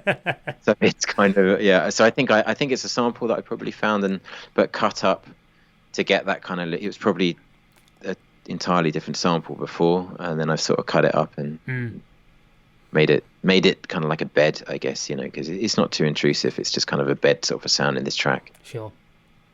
No, but again, it's such a, like you were saying, in that element, that drop, what makes that drop really work is just how simple it is and how Yeah. unobtrusive it is. And it's not trying too hard. It's just, here are the elements. They're great. You know, they're not trying to blow your brains out like a lot of tracks do. Yeah, that's the thing. I mean, and there's nothing wrong with those tracks. And I used to do those tracks a lot more, but I think it lends to the fact that I'm putting a lot of musicality in my songs now. That if I had a lot of musicality and then all the fanfare over the top, which I still do like, but you know, like if it was just the fanfare and a lot of musicality, it's a little bit too much for the ears to take, I think. So you kind of have to, you have to take each track and situation as it comes, I'd say, and sort of work out what you think is best. Best, and that's a really hard thing, and that's something that I've taught myself how to do, is basically having a perspective of your own music and an outside perspective, i.e. from yourself. So being very analytical and being able to sit back and take a perspective of like, okay, if I was listening to this for the first time, or if I was listening to this in a club, would it annoy me if it did this? Would that be too intrusive if I did that? Is this going to get me dancing? Or, you know, that kind of a thing. And it's easier said than done, but it's something that I've managed to sort of like learn to be able to do more and more. You know, I think that helps the writing process. And you also have when you are on the road, you do have the opportunity to road test things to see whether or not they are getting the reaction that you want, first and foremost. I do, but mate, I never. I get it right. If I finish a track, it's pretty much done. The things that I'll change will be a mixing thing. I'll play it out, and then I'll be like, oh, actually, the kick isn't loud enough, or the bass needs to be a bit better, or whatever. It's not like I test it out. I'm like, oh, I need to rewrite that drop. You know what I mean? Because I'm very careful to play anything out until I'm really confident with it, and I'm very careful to play any of my music until it's finished. Like even Nick, my manager, he hates me for it, but I won't play stuff until it's like absolutely done, and I thank him for his patience. But I'm just like that, because I don't like to convey something until it's done the way I want it to be done, you know. Yeah. And when it's finished, I'm like, that's my song, that's how I want it to be. No, sure. And change, you know. No, exactly. So also the orchestral part of it is always something that I'm really interested in your tracks, because you know your tracks, I'll be honest, like For a Memory and this, they sound like you've actually been in the studio with an actual orchestra to me, because they sound so real and so like there's such a lovely texture to them. I mean, what is this? I think this is just a pad. I don't know what it is. There's For a Memory strings, so again, like I've used the same. But this is simple. Like I don't think this is one line. That's one line. That's from a plugin. Nice. Just a pad. Yeah. Here's me thinking it's some super high end, like Spitfire or like Hollywood strings type thing. You know. I do use that, but I haven't in this. If you hear in any of my other tracks where it's kind of like, you know, a quartet or something, or like string arrangements, that is Spitfire. I'm always using Spitfire on that. But on this one, this is just like one of them beds that sit underneath, and it stays. You can see it pretty much stays filters until you get to the drops, the drop downs, the breakdowns. So that's when it kind of opens up and then disappears again for everything to kick back in.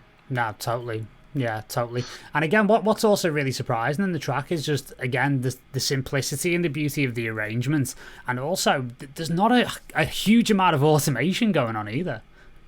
No, I don't. I'm not a big fan of too much automation. Again, it's that, and I think maybe it's not the same thing. It's that analogy of like, you can't polish a turd. Like if I'm having to over automate, then there's something wrong with the part, you know. Like if I'm having to do something flashy to try and make this part interesting, it's not interesting, you know. Like it doesn't interest me. Like my biggest thing is like to be able to finish music. If it takes me too long to finish a song, it's because I'm bored of it, and if I'm bored of it, then no one else is into it, you know. So very true. Again, it's like selecting them parts at work and putting them in the right place and making them work. And I mean, how much? Oh, well, there you go. There's more automation than you thought.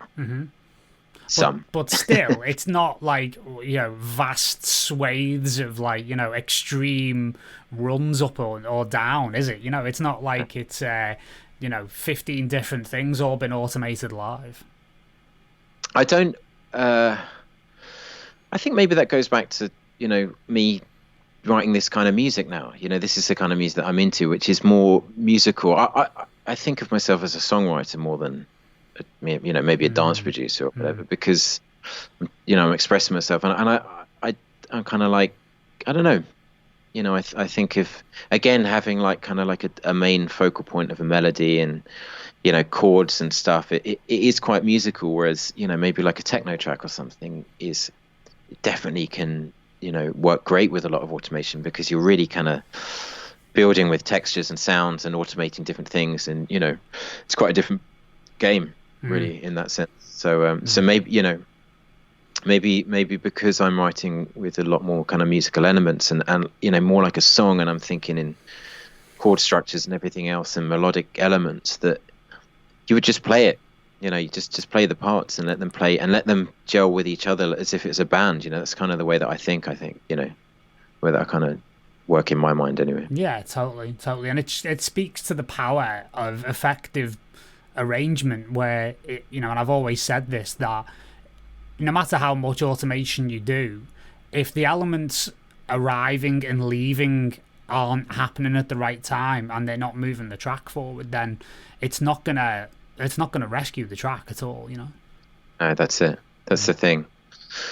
No, that's it. But again, it just goes back to what I think. Trying to give any kind of advice, I think it really goes back to what everyone wants to achieve from their music. Like, it depends on what type of sound that they want to, what they're trying to go for. If you want something that's like a track with like thousands of effects in it, then great, go for it. And I love tracks like that. It's just this particular track, and I think especially the kind of music that I'm writing right now is just much more traditionalist, I guess. Yeah, sure. And I think there's a lot to be learned from it. I mean, I'm certainly learning from it as somebody in the entire opposite camp. That's just, you were saying you can't polish a turd, but I'm just throwing turds at the wall just to see what sticks. I mean, that's the thing. I mean, I do get asked a lot, like kind of production sort of stuff, and I'm just not a good person to give. I don't have like a tips or tricks sort of a thing. I'm very open. I'm happy to share with people what I do, but it all comes down to me. If like I have melodies in my head and I put them down and I write them, and and I work that way, sort of a thing. And so when I make those elements come together, my producing cap is pretty easy, so and then I just turn more into an engineer and I'm mixing it, so it's less stuff like that. No, it's fascinating that you have this sort of, as you said, a traditionalist point of view or a traditionalist approach to it, because I think it's a really fascinating, as I say, a distinction to make, that you are a songwriter more than anything. And we were talking before about there's a lot to do as a producer these days. You've got to be a mix engineer, you've got to be a sound designer, you've got to be a synth expert, you've got to be able to arrange this type of thing. And it's worth mentioning at this point that back 30, 40 odd years ago, all of these jobs would have been done potentially by separate people. Yeah, completely. Albeit obviously on different types of projects, we'll probably be talking more bands and artists. But no one had again, that was a career path back then. Did you want to be a singer or a songwriter, or did you want to be an engineer or producer? Bedroom studios weren't a thing. Most people couldn't learn that stuff. If you learned how to become an engineer, it's probably because you A, had the money to own a studio, which wasn't many, or B, you worked in a studio. You worked your way up as a tea making guy up to proper paid engineer or whatever. So that's the thing. Like now it's everyone, you have to do. I mean, you don't have to. There's great people out there that will mix your music, and I have no problem with that. Like, I think I've had someone contacted me recently, actually, and I can't remember who it was. I forget, but someone contacted me recently saying, if you want any of your tracks mixed, let me know. And I think I've only ever had my tracks mixed, as in like given the stems, I think once or twice. There was only one or two songs where I was like, I'm done with this. I can't mix it anymore. Like it's too much of a challenge. And this is quite a long time ago. Other than that, I'm very stubborn, so I want to do it all myself. But if other people don't want to mix their tracks, I don't think that's a problem. I think the main thing is that you write the music. You know, I think that's the important part. That's really what to me is the most important thing.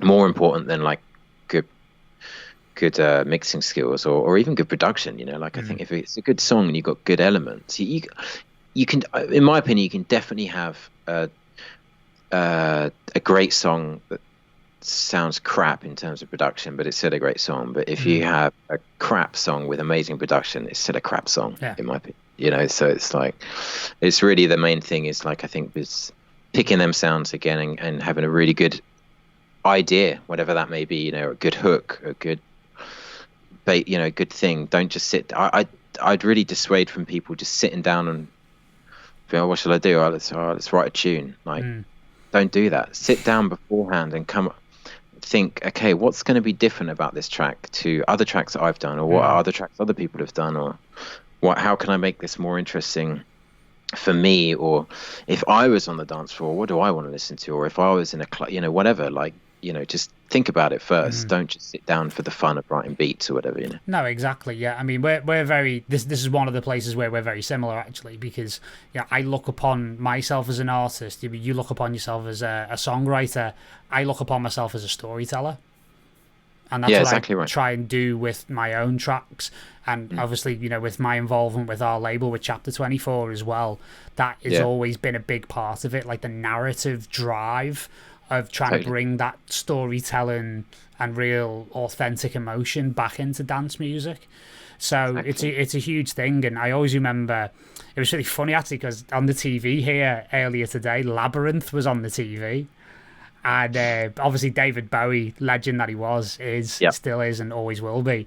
I always remember he had like a really long gap between some of his albums, and I saw an interview with him, and the journalist said, so why did it take you so long to write the new album? And he just looked at the guy and went, I had nothing to say.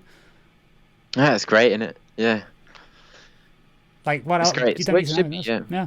It should be. Exactly. Absolutely. I mean, obviously he was granted quite a lot of freedom in the fact that he was awesome and had so many great songs, and he was comfortable enough to take a break. But yeah. But I'm always saying to people, like even dance producers, I think a lot of dance producers will be far better off actually releasing a little less at higher quality.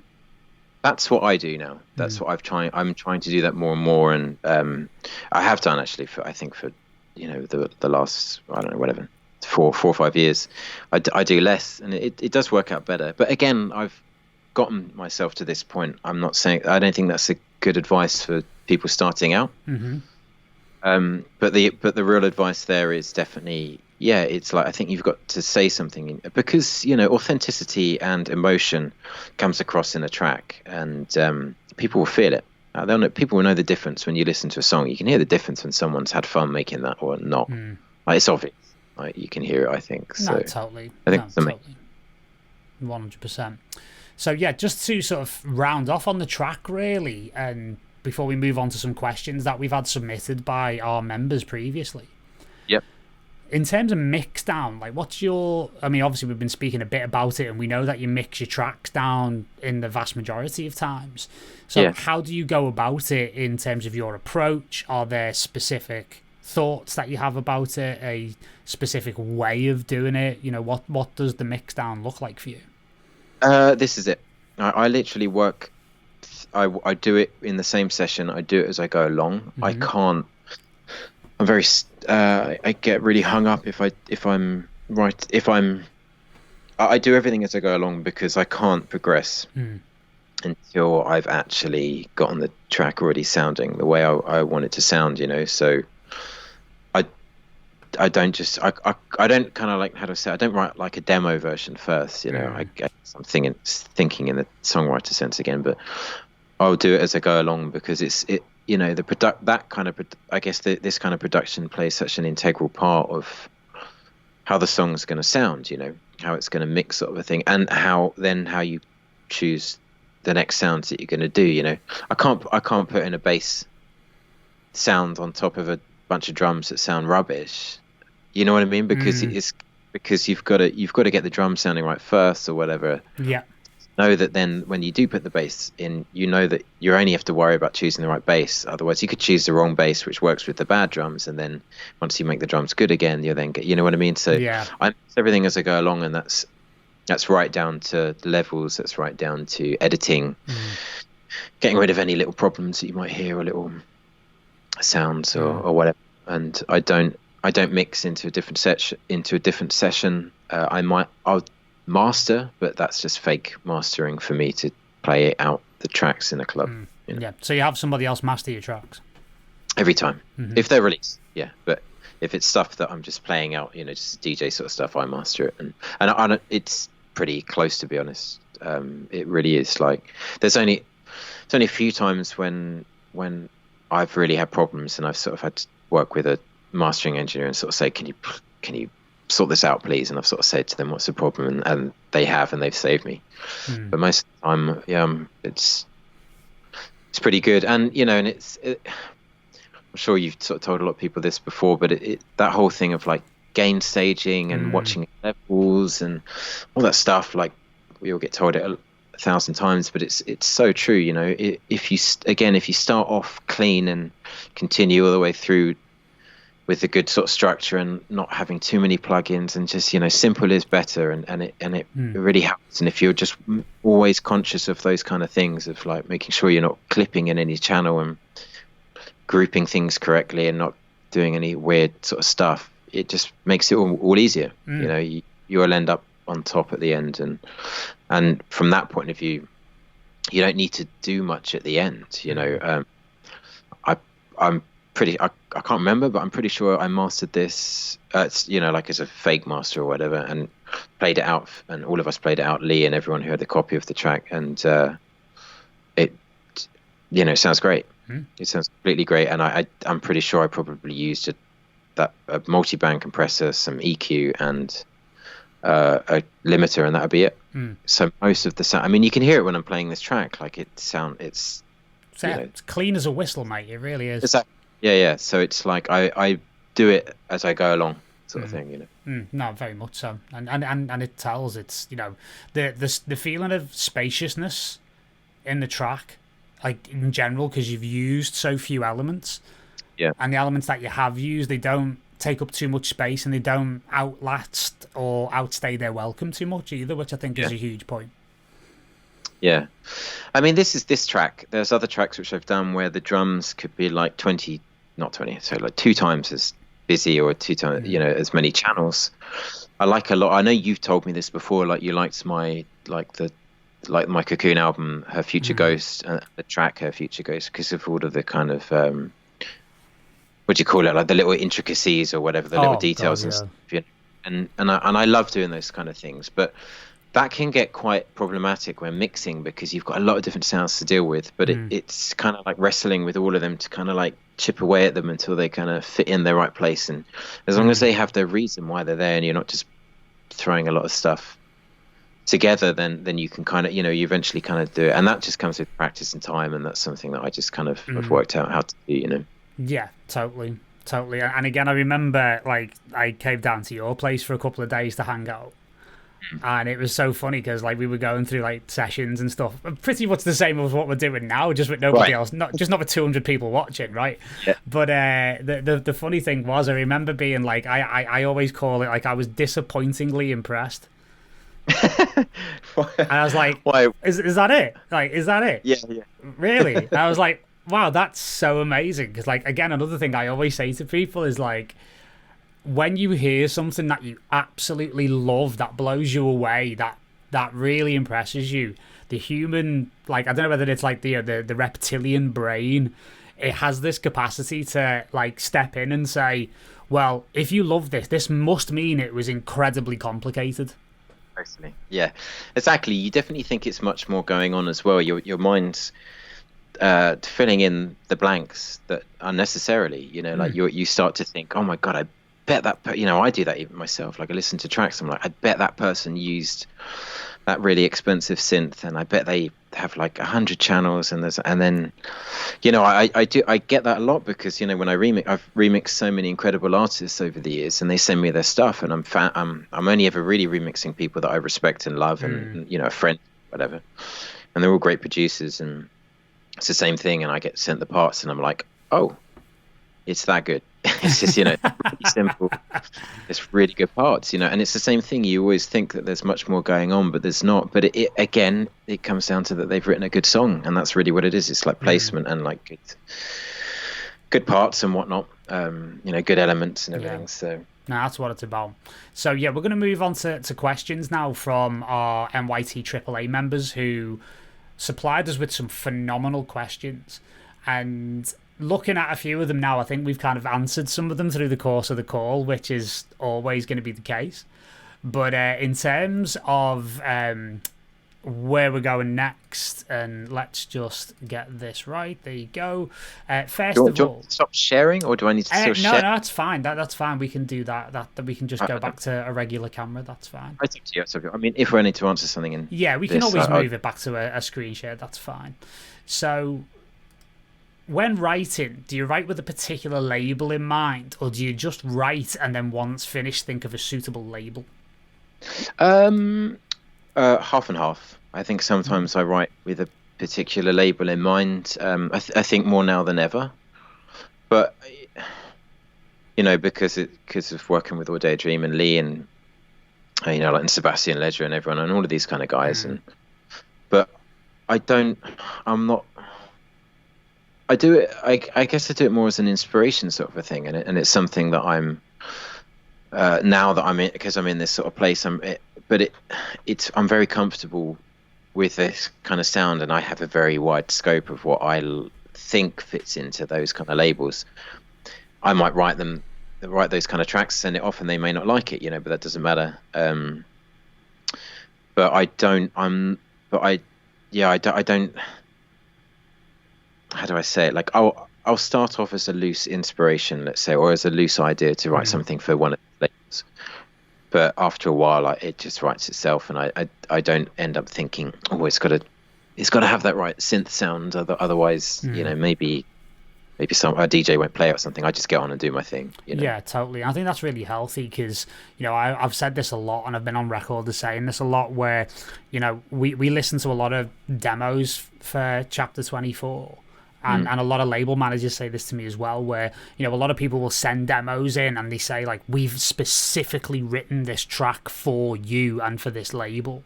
And it's a bit weird because it's like it's somebody you've never met. Yeah. And you've basically got someone in a studio essentially trying to second guess your taste while doing almost like a tribute version of a track that's already been released on the label. And it never comes out. Exactly. And it never comes out very well. Whereas, you know, what you're talking about is it's almost like using like a reference track in a way, where it's like I'm using the style of this label as almost like a jumping off point, like a kind of a signpost towards where I want to be for inspiration. Yeah, I mean, there's not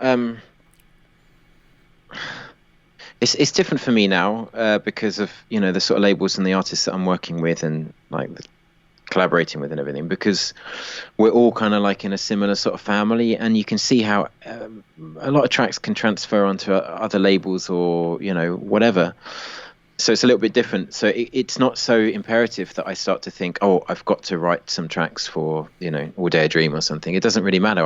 Once I write those tracks, I'll write them and I send them to Lee, and I send everything to Lee anyway, you know, whether it's coming out on other labels. But yeah, it doesn't really matter that way. And, you know, and that's the other bit, you know, going back to what you said about people sending stuff to Chapter 24, like that in that scenario, the biggest problem is like, let's say, for example, someone really wanted to be on All Day Dream, and if they wrote a track that sounded just like me or Sebastian Ledger or something, I don't think Lee would want to sign it, because he's like, well, I've already got the Sebastian Ledger. Yeah. Why do I want someone sounding like Sebastian? You know what I mean? Like, so people need to think like that, and it's like, just kind of find your own sort of sound. Definitely draw inspiration from everyone, and you know, but yeah, like, it's not a good idea to sort of do homage and then send it to that label. I don't think so, or at least don't tell them. Just you know, they should just send you stuff to Chapter 24 and just say, "Here's a track, have a listen." Yeah, exactly. Yeah, it's when homage turns into fromage, as I like to say. Which is about the extent of my French, if I'm being completely honest. All right, fair enough. But there you go. I'm from Liverpool, mate, so I can barely speak English, never mind anything else. I nearly brought an interpreter in for tonight. I don't speak French that well, so surely you can understand my English. Well, yeah, you're all right. You're all right. You're not bad. Okay, so how do you personally decide if a track is finished? I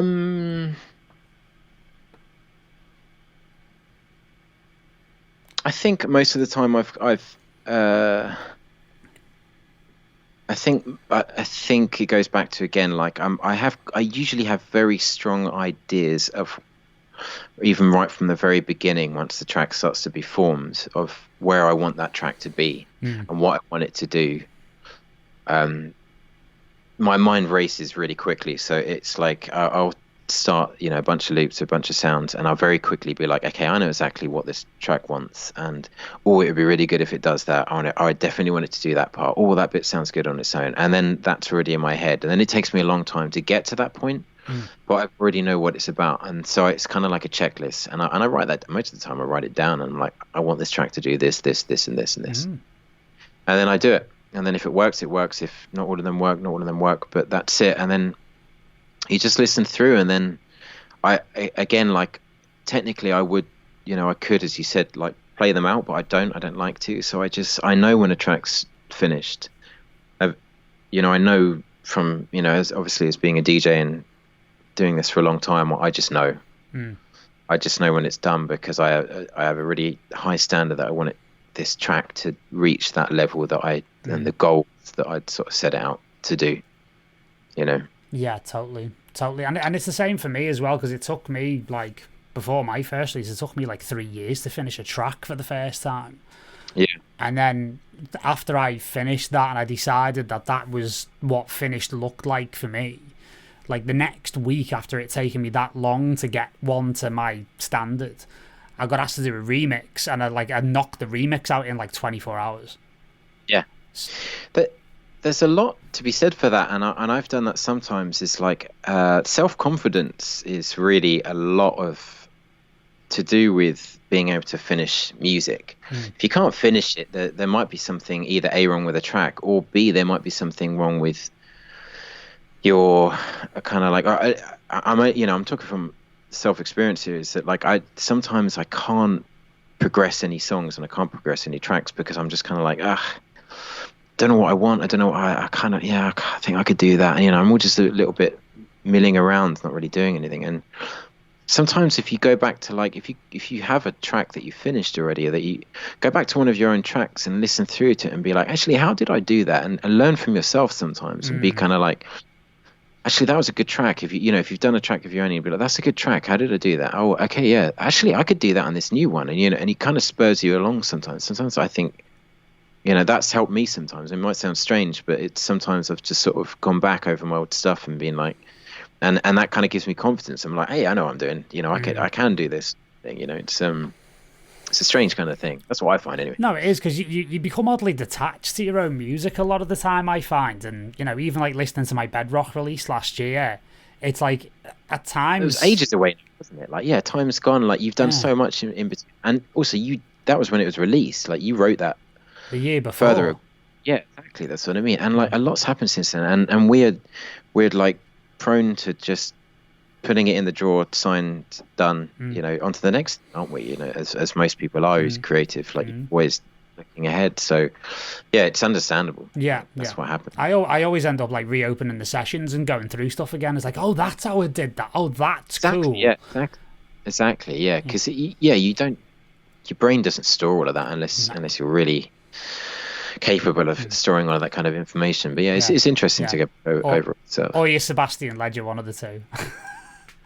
Seb's just like, he knows exactly what he's doing. He pretends he doesn't. But he knows. No, yeah, he's one of those kids that, when you went to school, he always denied that he revised for his exams and then got straight A's. I don't know if he got straight A's or not. We'll have to ask him. Well, because he just makes it look so effortless, doesn't he? Because he's just so bloody French, isn't he? No, but the thing is like, me and Seb are quite similar, I think. We we recently did a couple of tracks together, but on a distance. Like we sort of shared the parts back and forth, sort of thing, and co-wrote some tracks, and it was so easy to work with him because we both, I think the same way. We don't. We know exactly what we want. We're quite simplistic, I guess, and we don't like over clutter stuff, and we're both very kind of like know what creates a good song, and its elements and stuff, and so when we all worked together, it was so easy. It was fun, and it was kind of a Frankenstein kind of way we worked. I won't get into it, but it was interesting. But it was, but we were both very like keen to sort of like get the thing moving along, and it was super fun, and yeah, Seb's massively someone to learn from. I think he's incredible, and he's one of the scene's great characters as well. Like, he just makes me laugh so much. I love him to bits. Like, totally. Yeah, he's great. So, what is the number one thing you wished you'd learned earlier in your career? How to produce. I didn't actually. This is funny because that reminds me of a conversation me and Seb actually had not too long ago. We were actually the Ibiza gig that we saw you at. We went out for dinner beforehand, and the promoter kind of asked us the same question. I think it was, or we both said the same thing. If I remember rightly, was that neither of us knew what we were doing back then. Like back when we started, neither of us knew really what we were doing, and we were learning as we went along. And even it's only now within like I don't know the last 4 or 5 years or something that I'm confident enough that I can say I can produce music and I know what I'm doing. Before I didn't know what I was doing because I was given a computer and software, not literally, but like I had a computer and a software and I was just trying to produce kind of music and stuff, and there wasn't YouTube videos, there wasn't any of this tutorials online, there wasn't any kind of stuff. I would have to find it out myself.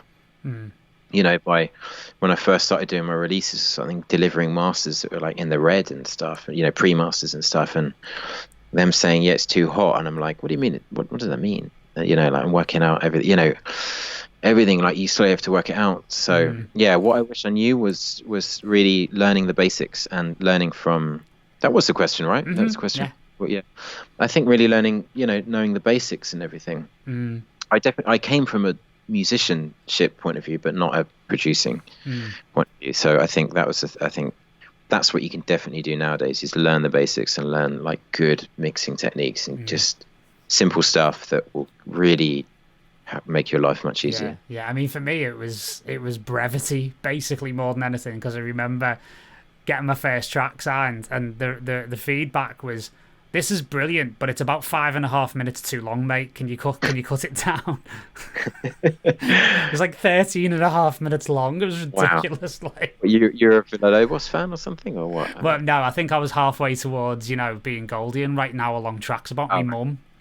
Oh, right, cool. One of them. But no, it was just, again, because you don't know what, as it goes back to the whole finishing thing, doesn't it? If you don't know what finished looks like, you just try and cram everything in.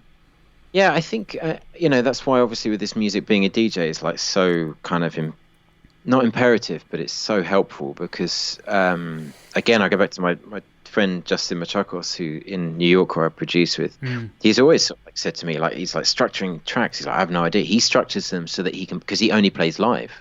So he structures his tracks as elements and that he plays live, and that works perfectly for him. But then when it comes to him releasing his music, he's always like, dude, I'm not a DJ. I don't know what people want and what they don't want. So he doesn't know what that finished kind of product kind of is sometimes also.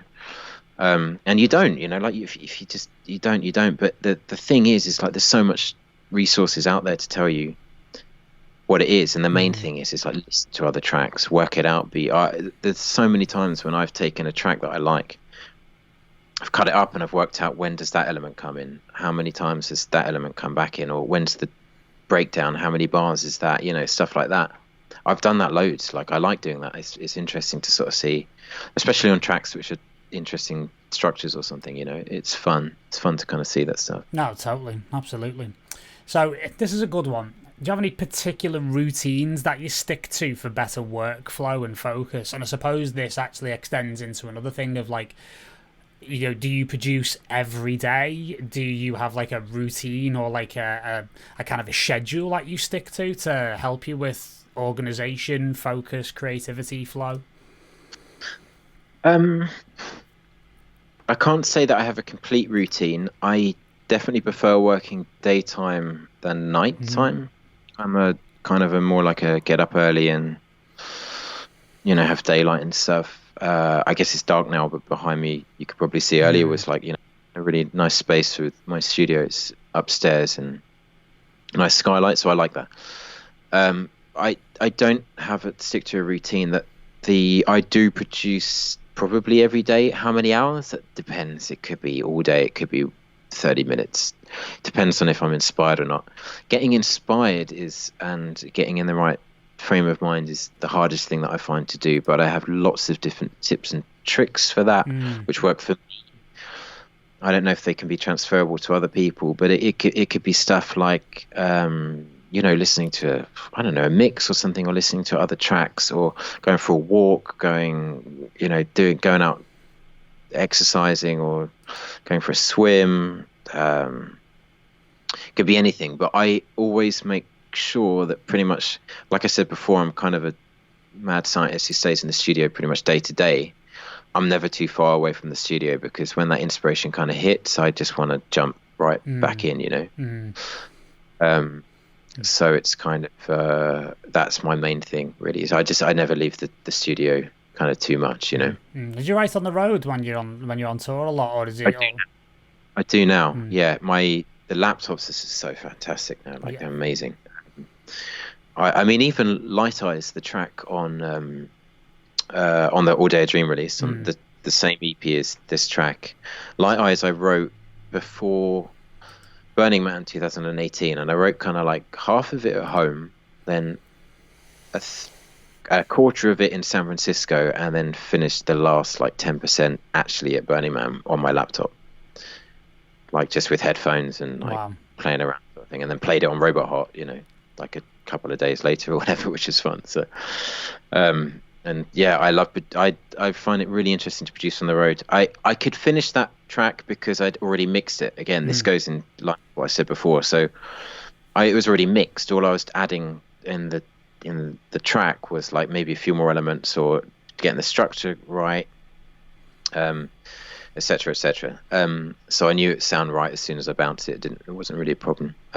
And so all of the stuff that I do on the road is mostly inspirational, kind of like creative sort of stuff, like come up with new ideas or beats or whatever I want. Just on the plane, I do it a lot. Like the long journey over to America are like 9 to 11 hours sometimes. So it's great fun. And everyone usually goes to sleep if it's an overnight, and no one disturbs you. So I've got like 11 hours just to get on with music. I really enjoy it. It's strange, but I quite like it. Absolutely. I can totally understand that. Done that myself on many occasions.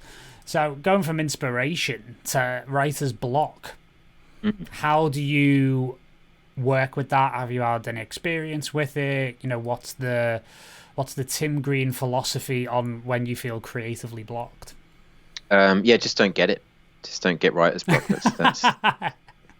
That's the key. I mean, I had it. I think I had it for quite bad for like a year, and that wasn't like a solid year of not writing. But I had it quite bad once, where I just couldn't write, and I wasn't inspired. I was going through a bit of a transformation, I guess, also of what I wanted to do and what I didn't want to do. So that was the biggest thing for me. But if and that.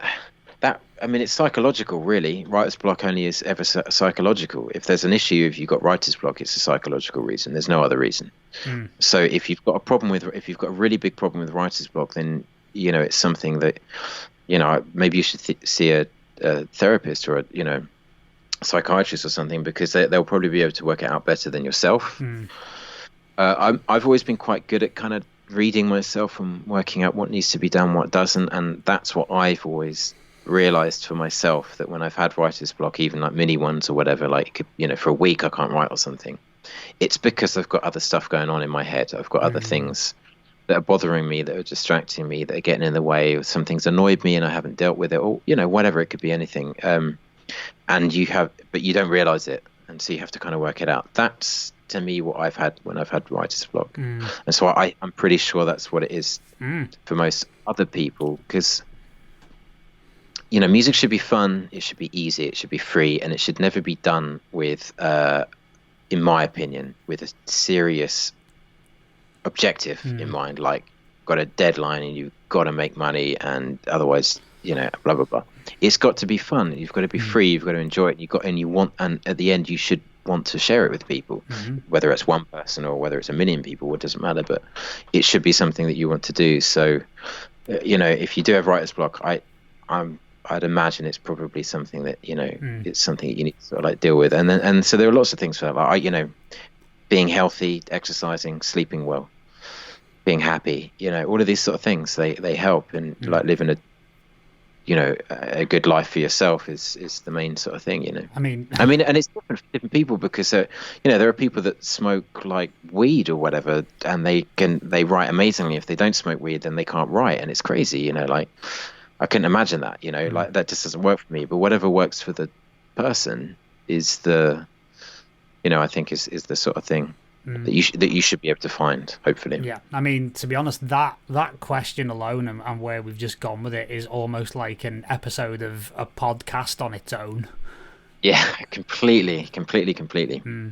Yeah, there's a lot to be said for that, and for all of that, you go into mental health, you go into physical health, and everything. It all fuels back into you, I think, and I know for myself that, like, I try and be the best kind of like person that I can be. I'm not saying I am, but I try to be, and that just makes me feel better and like sort of think better and live better and everything better, and it always is to fuel back into me doing music. Like, I do all of that. I try and make myself the optimum as I can, so that I don't have any issues of writer's block. I don't have any issues when I get back into the studio. I can just get on with it and feel free and ready to kind of create, because I have to. I wouldn't be able to live without kind of doing music, Yeah, 100%. And you speak into the ethos behind what we try and do here at MYT as well, which is to provide something that's completely 360 and holistic, and it takes in all aspects of everything that you've just spoken about, from mental and physical health to the production stuff, the business aspect, everything all wrapped into one package. And we think it's a really, really essential part of it, and it's something that the education space in this industry, unfortunately, it kind of overlooks to an extent. Totally. And and I think it's slowly starting to, thankfully, people are taking note of it more. People like yourself and a lot of others. You see it's becoming a discussion a lot more on all these different kind of topics, which is so important. Yeah. You just don't have to be a nutter like me and jump in a cold shower every day. Do you know what I mean? Oh, but that's good for you as well. Oh, it's great. That's I totally love it. good for you. I love it. It's great. I love it. I ran 10k today and then jumped in a nice cold shower. It's like, that's what you need. That's what the body needs. It needs for the blood circulation and everything. It's great for it. Yeah, totally. Enama's got a question. Can you talk just a tiny bit about your decision to use the Apia alias for heavier techno stuff? Especially had done some of this in the past as Tim Green. So yeah, it's interesting. You're still doing the heavier stuff, mate, yeah? Yeah, well, that's the thing. I mean, I've always been against doing an alias, and I've always sort of thought, because I've always been like, whatever I write, it's me. Like, I don't feel like I need to hide behind someone. It's not like an alter ego where I'm like, today I'm going to be Apia, and I'm going to wear a mask or a cape or something, I'm not like some secret sort I'd of like thing. to see it, but I'll keep that thought to myself. Yeah, mate, keep those thoughts to yourself. I'll show you afterwards. I'll show you the cape afterwards. I'll stop filming. But so I've always been a little bit like against the idea of doing it, but then I found more and more that I spoke to people that I felt like it was becoming more and more of an issue of me jumping around different sort of sounds, and especially when it was, let's say, talking to fans or people listening to my music or promoters who are booking me for club nights or whatever. People weren't always sure what they were going to get, and I was getting booked on certain nights where I think it was kind of like a little bit like, okay, this isn't exactly my kind of thing. but I can understand why I'm here, probably because of my past releases, etc., and everything else. So I think the Alias really came more as a way to I think to make it simpler for myself and others. I think myself as well, writing music, because I wanted to be able to, I just want people to know that kind of a sound now will be under the Appear alias. And I guess it's probably a heavier sound. It's probably the easier way I can sort of say it. Like everything under Tim Green is probably going to be more, a lighter sort of a more melodic, I guess. I mean, I think the Appear sound's probably still a melodic, I guess. I don't know. It's really hard for me to explain. I know what it sounds like in my head.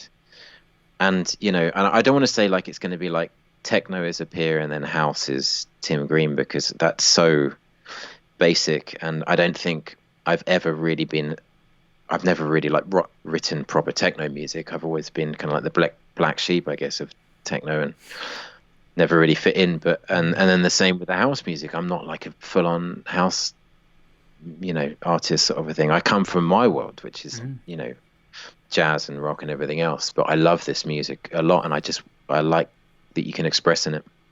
So yeah, the Appear alias is really a sort of to divide the kind of sound that I'm doing, and I'm going to do more. I will do more, but it just I take quite a long time to finish songs that I'm happy with. So I am going to do more Appear productions. I've got lots of ideas on the go. I just need to get around to sort of finishing them and then releasing them. But I will do more of them. I really like it, and I don't want to stop doing let's more like the more techno-ish kind of sort of stuff that I do. I love it, and I'm not ashamed of all the stuff I've done in the past, but yeah, I just think I just trying to make it more digestible, I guess, for people to understand what they're going to expect when the music comes out. No, sure. And I was such a big, fan of your other project as well, the Invisible Minds project. Yeah, man. Which was great. And is there any more of that happening in the future? No, there will be, but not right now.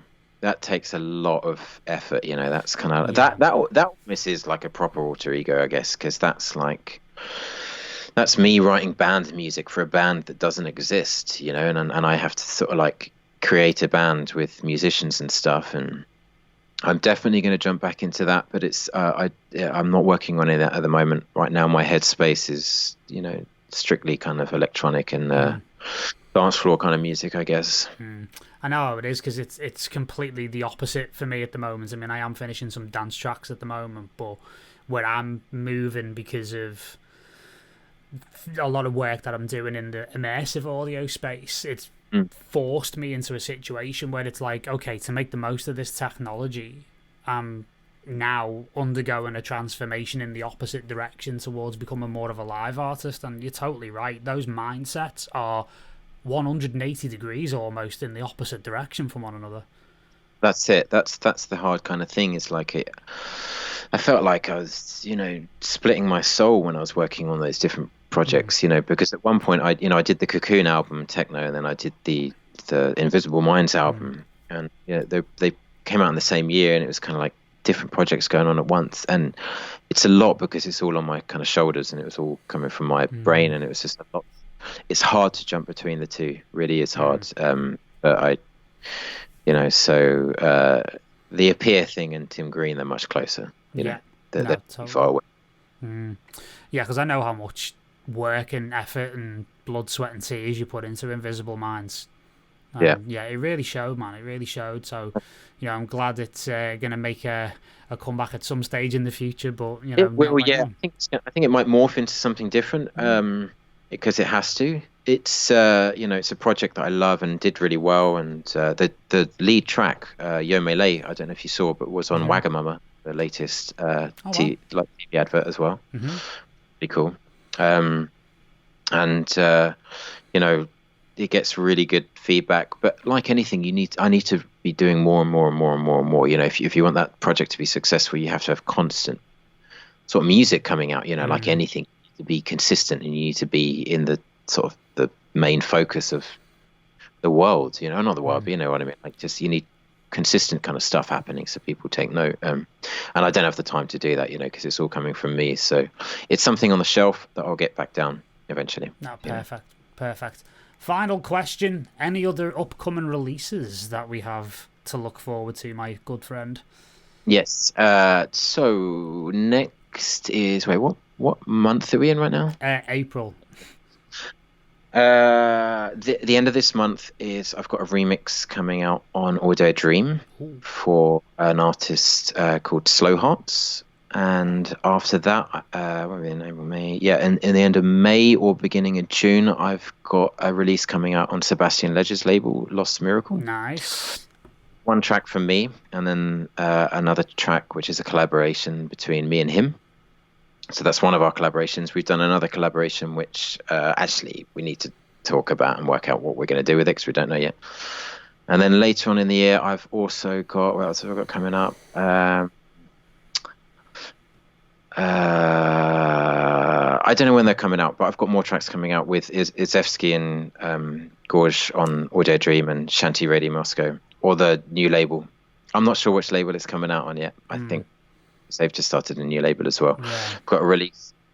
Actually, I've got 2 releases with them. Oh, I don't know. I've got a lot of music coming out. A lot, and I can't remember everything that's coming out because I'm kind of like what we said before. Like, I've got lots of stuff.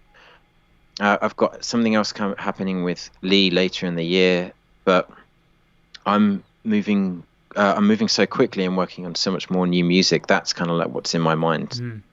So I can't remember. But yeah, the immediate things are, yes, I've got a remix on Audio Dream coming up at the end of this month, and then the Lost Miracles with Sebastian after that. Amazing. Well, we look forward to them, Tim, and we've actually been going now for just over 2 hours, believe it or not. So these things kind of just flow, don't they, really? Yeah. Well, I mean, I hope any of this was helpful or useful. I always feel like it's I'm not informative enough, or maybe I'm not, I'm not able to give enough information, but I hope it's helped. And totally the opposite, mate. Totally the opposite. I mean, just the comments that have been flowing in is just like, this is golden advice, and good. Yeah, I mean, for us, it's like we think, well, you're interested in like a shaker. Do you know what I mean? But like to some people, it's just like it's absolutely that nugget of information that they've always wanted. Right. So it's always surprised. The most mundane and basic things are, often the most valuable to a lot of people. So I wouldn't downplay yourself at all, mate. You're absolutely fantastic. No, but it's like what you said. It's not downplaying me. It's just more kind of like I'm not sure what parts are interesting or not. So I'm glad that people have been able to take whatever they can and. Get what they want from it, which is cool. So no, I really appreciate it, and to be honest with you, if I had a bottle of wine next to me, mate, I'd be cracking on all night with you. Do you know what I mean? This is what just happens when we get together, isn't it? Do you know what I mean?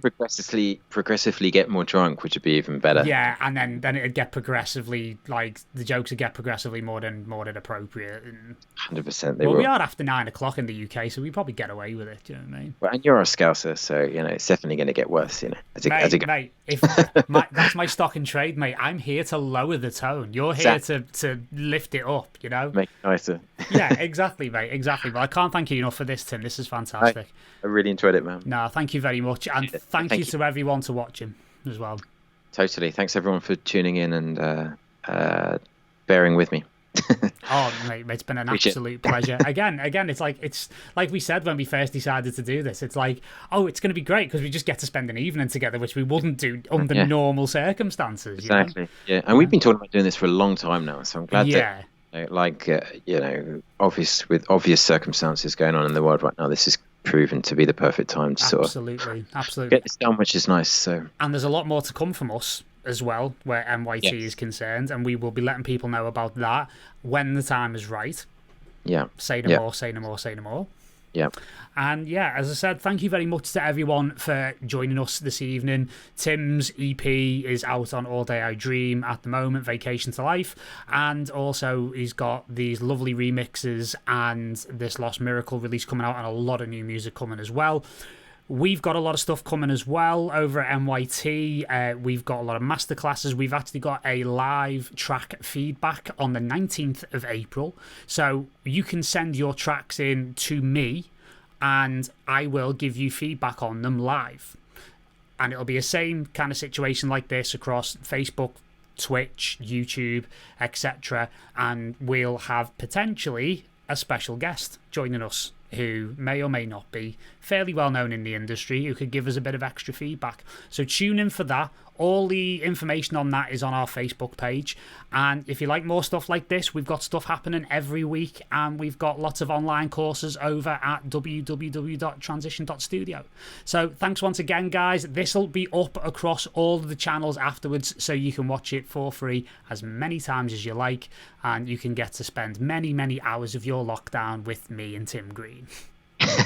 That sounds terrible. Sounds awful. Two people you wouldn't want to be locked in with for extended periods of time. All right, guys. Well, we shall leave it there for this evening. Thanks once again, Tim, and I'll speak to you soon. Thanks, mate. Cheers. Cheers, guys. Cheers. Bye.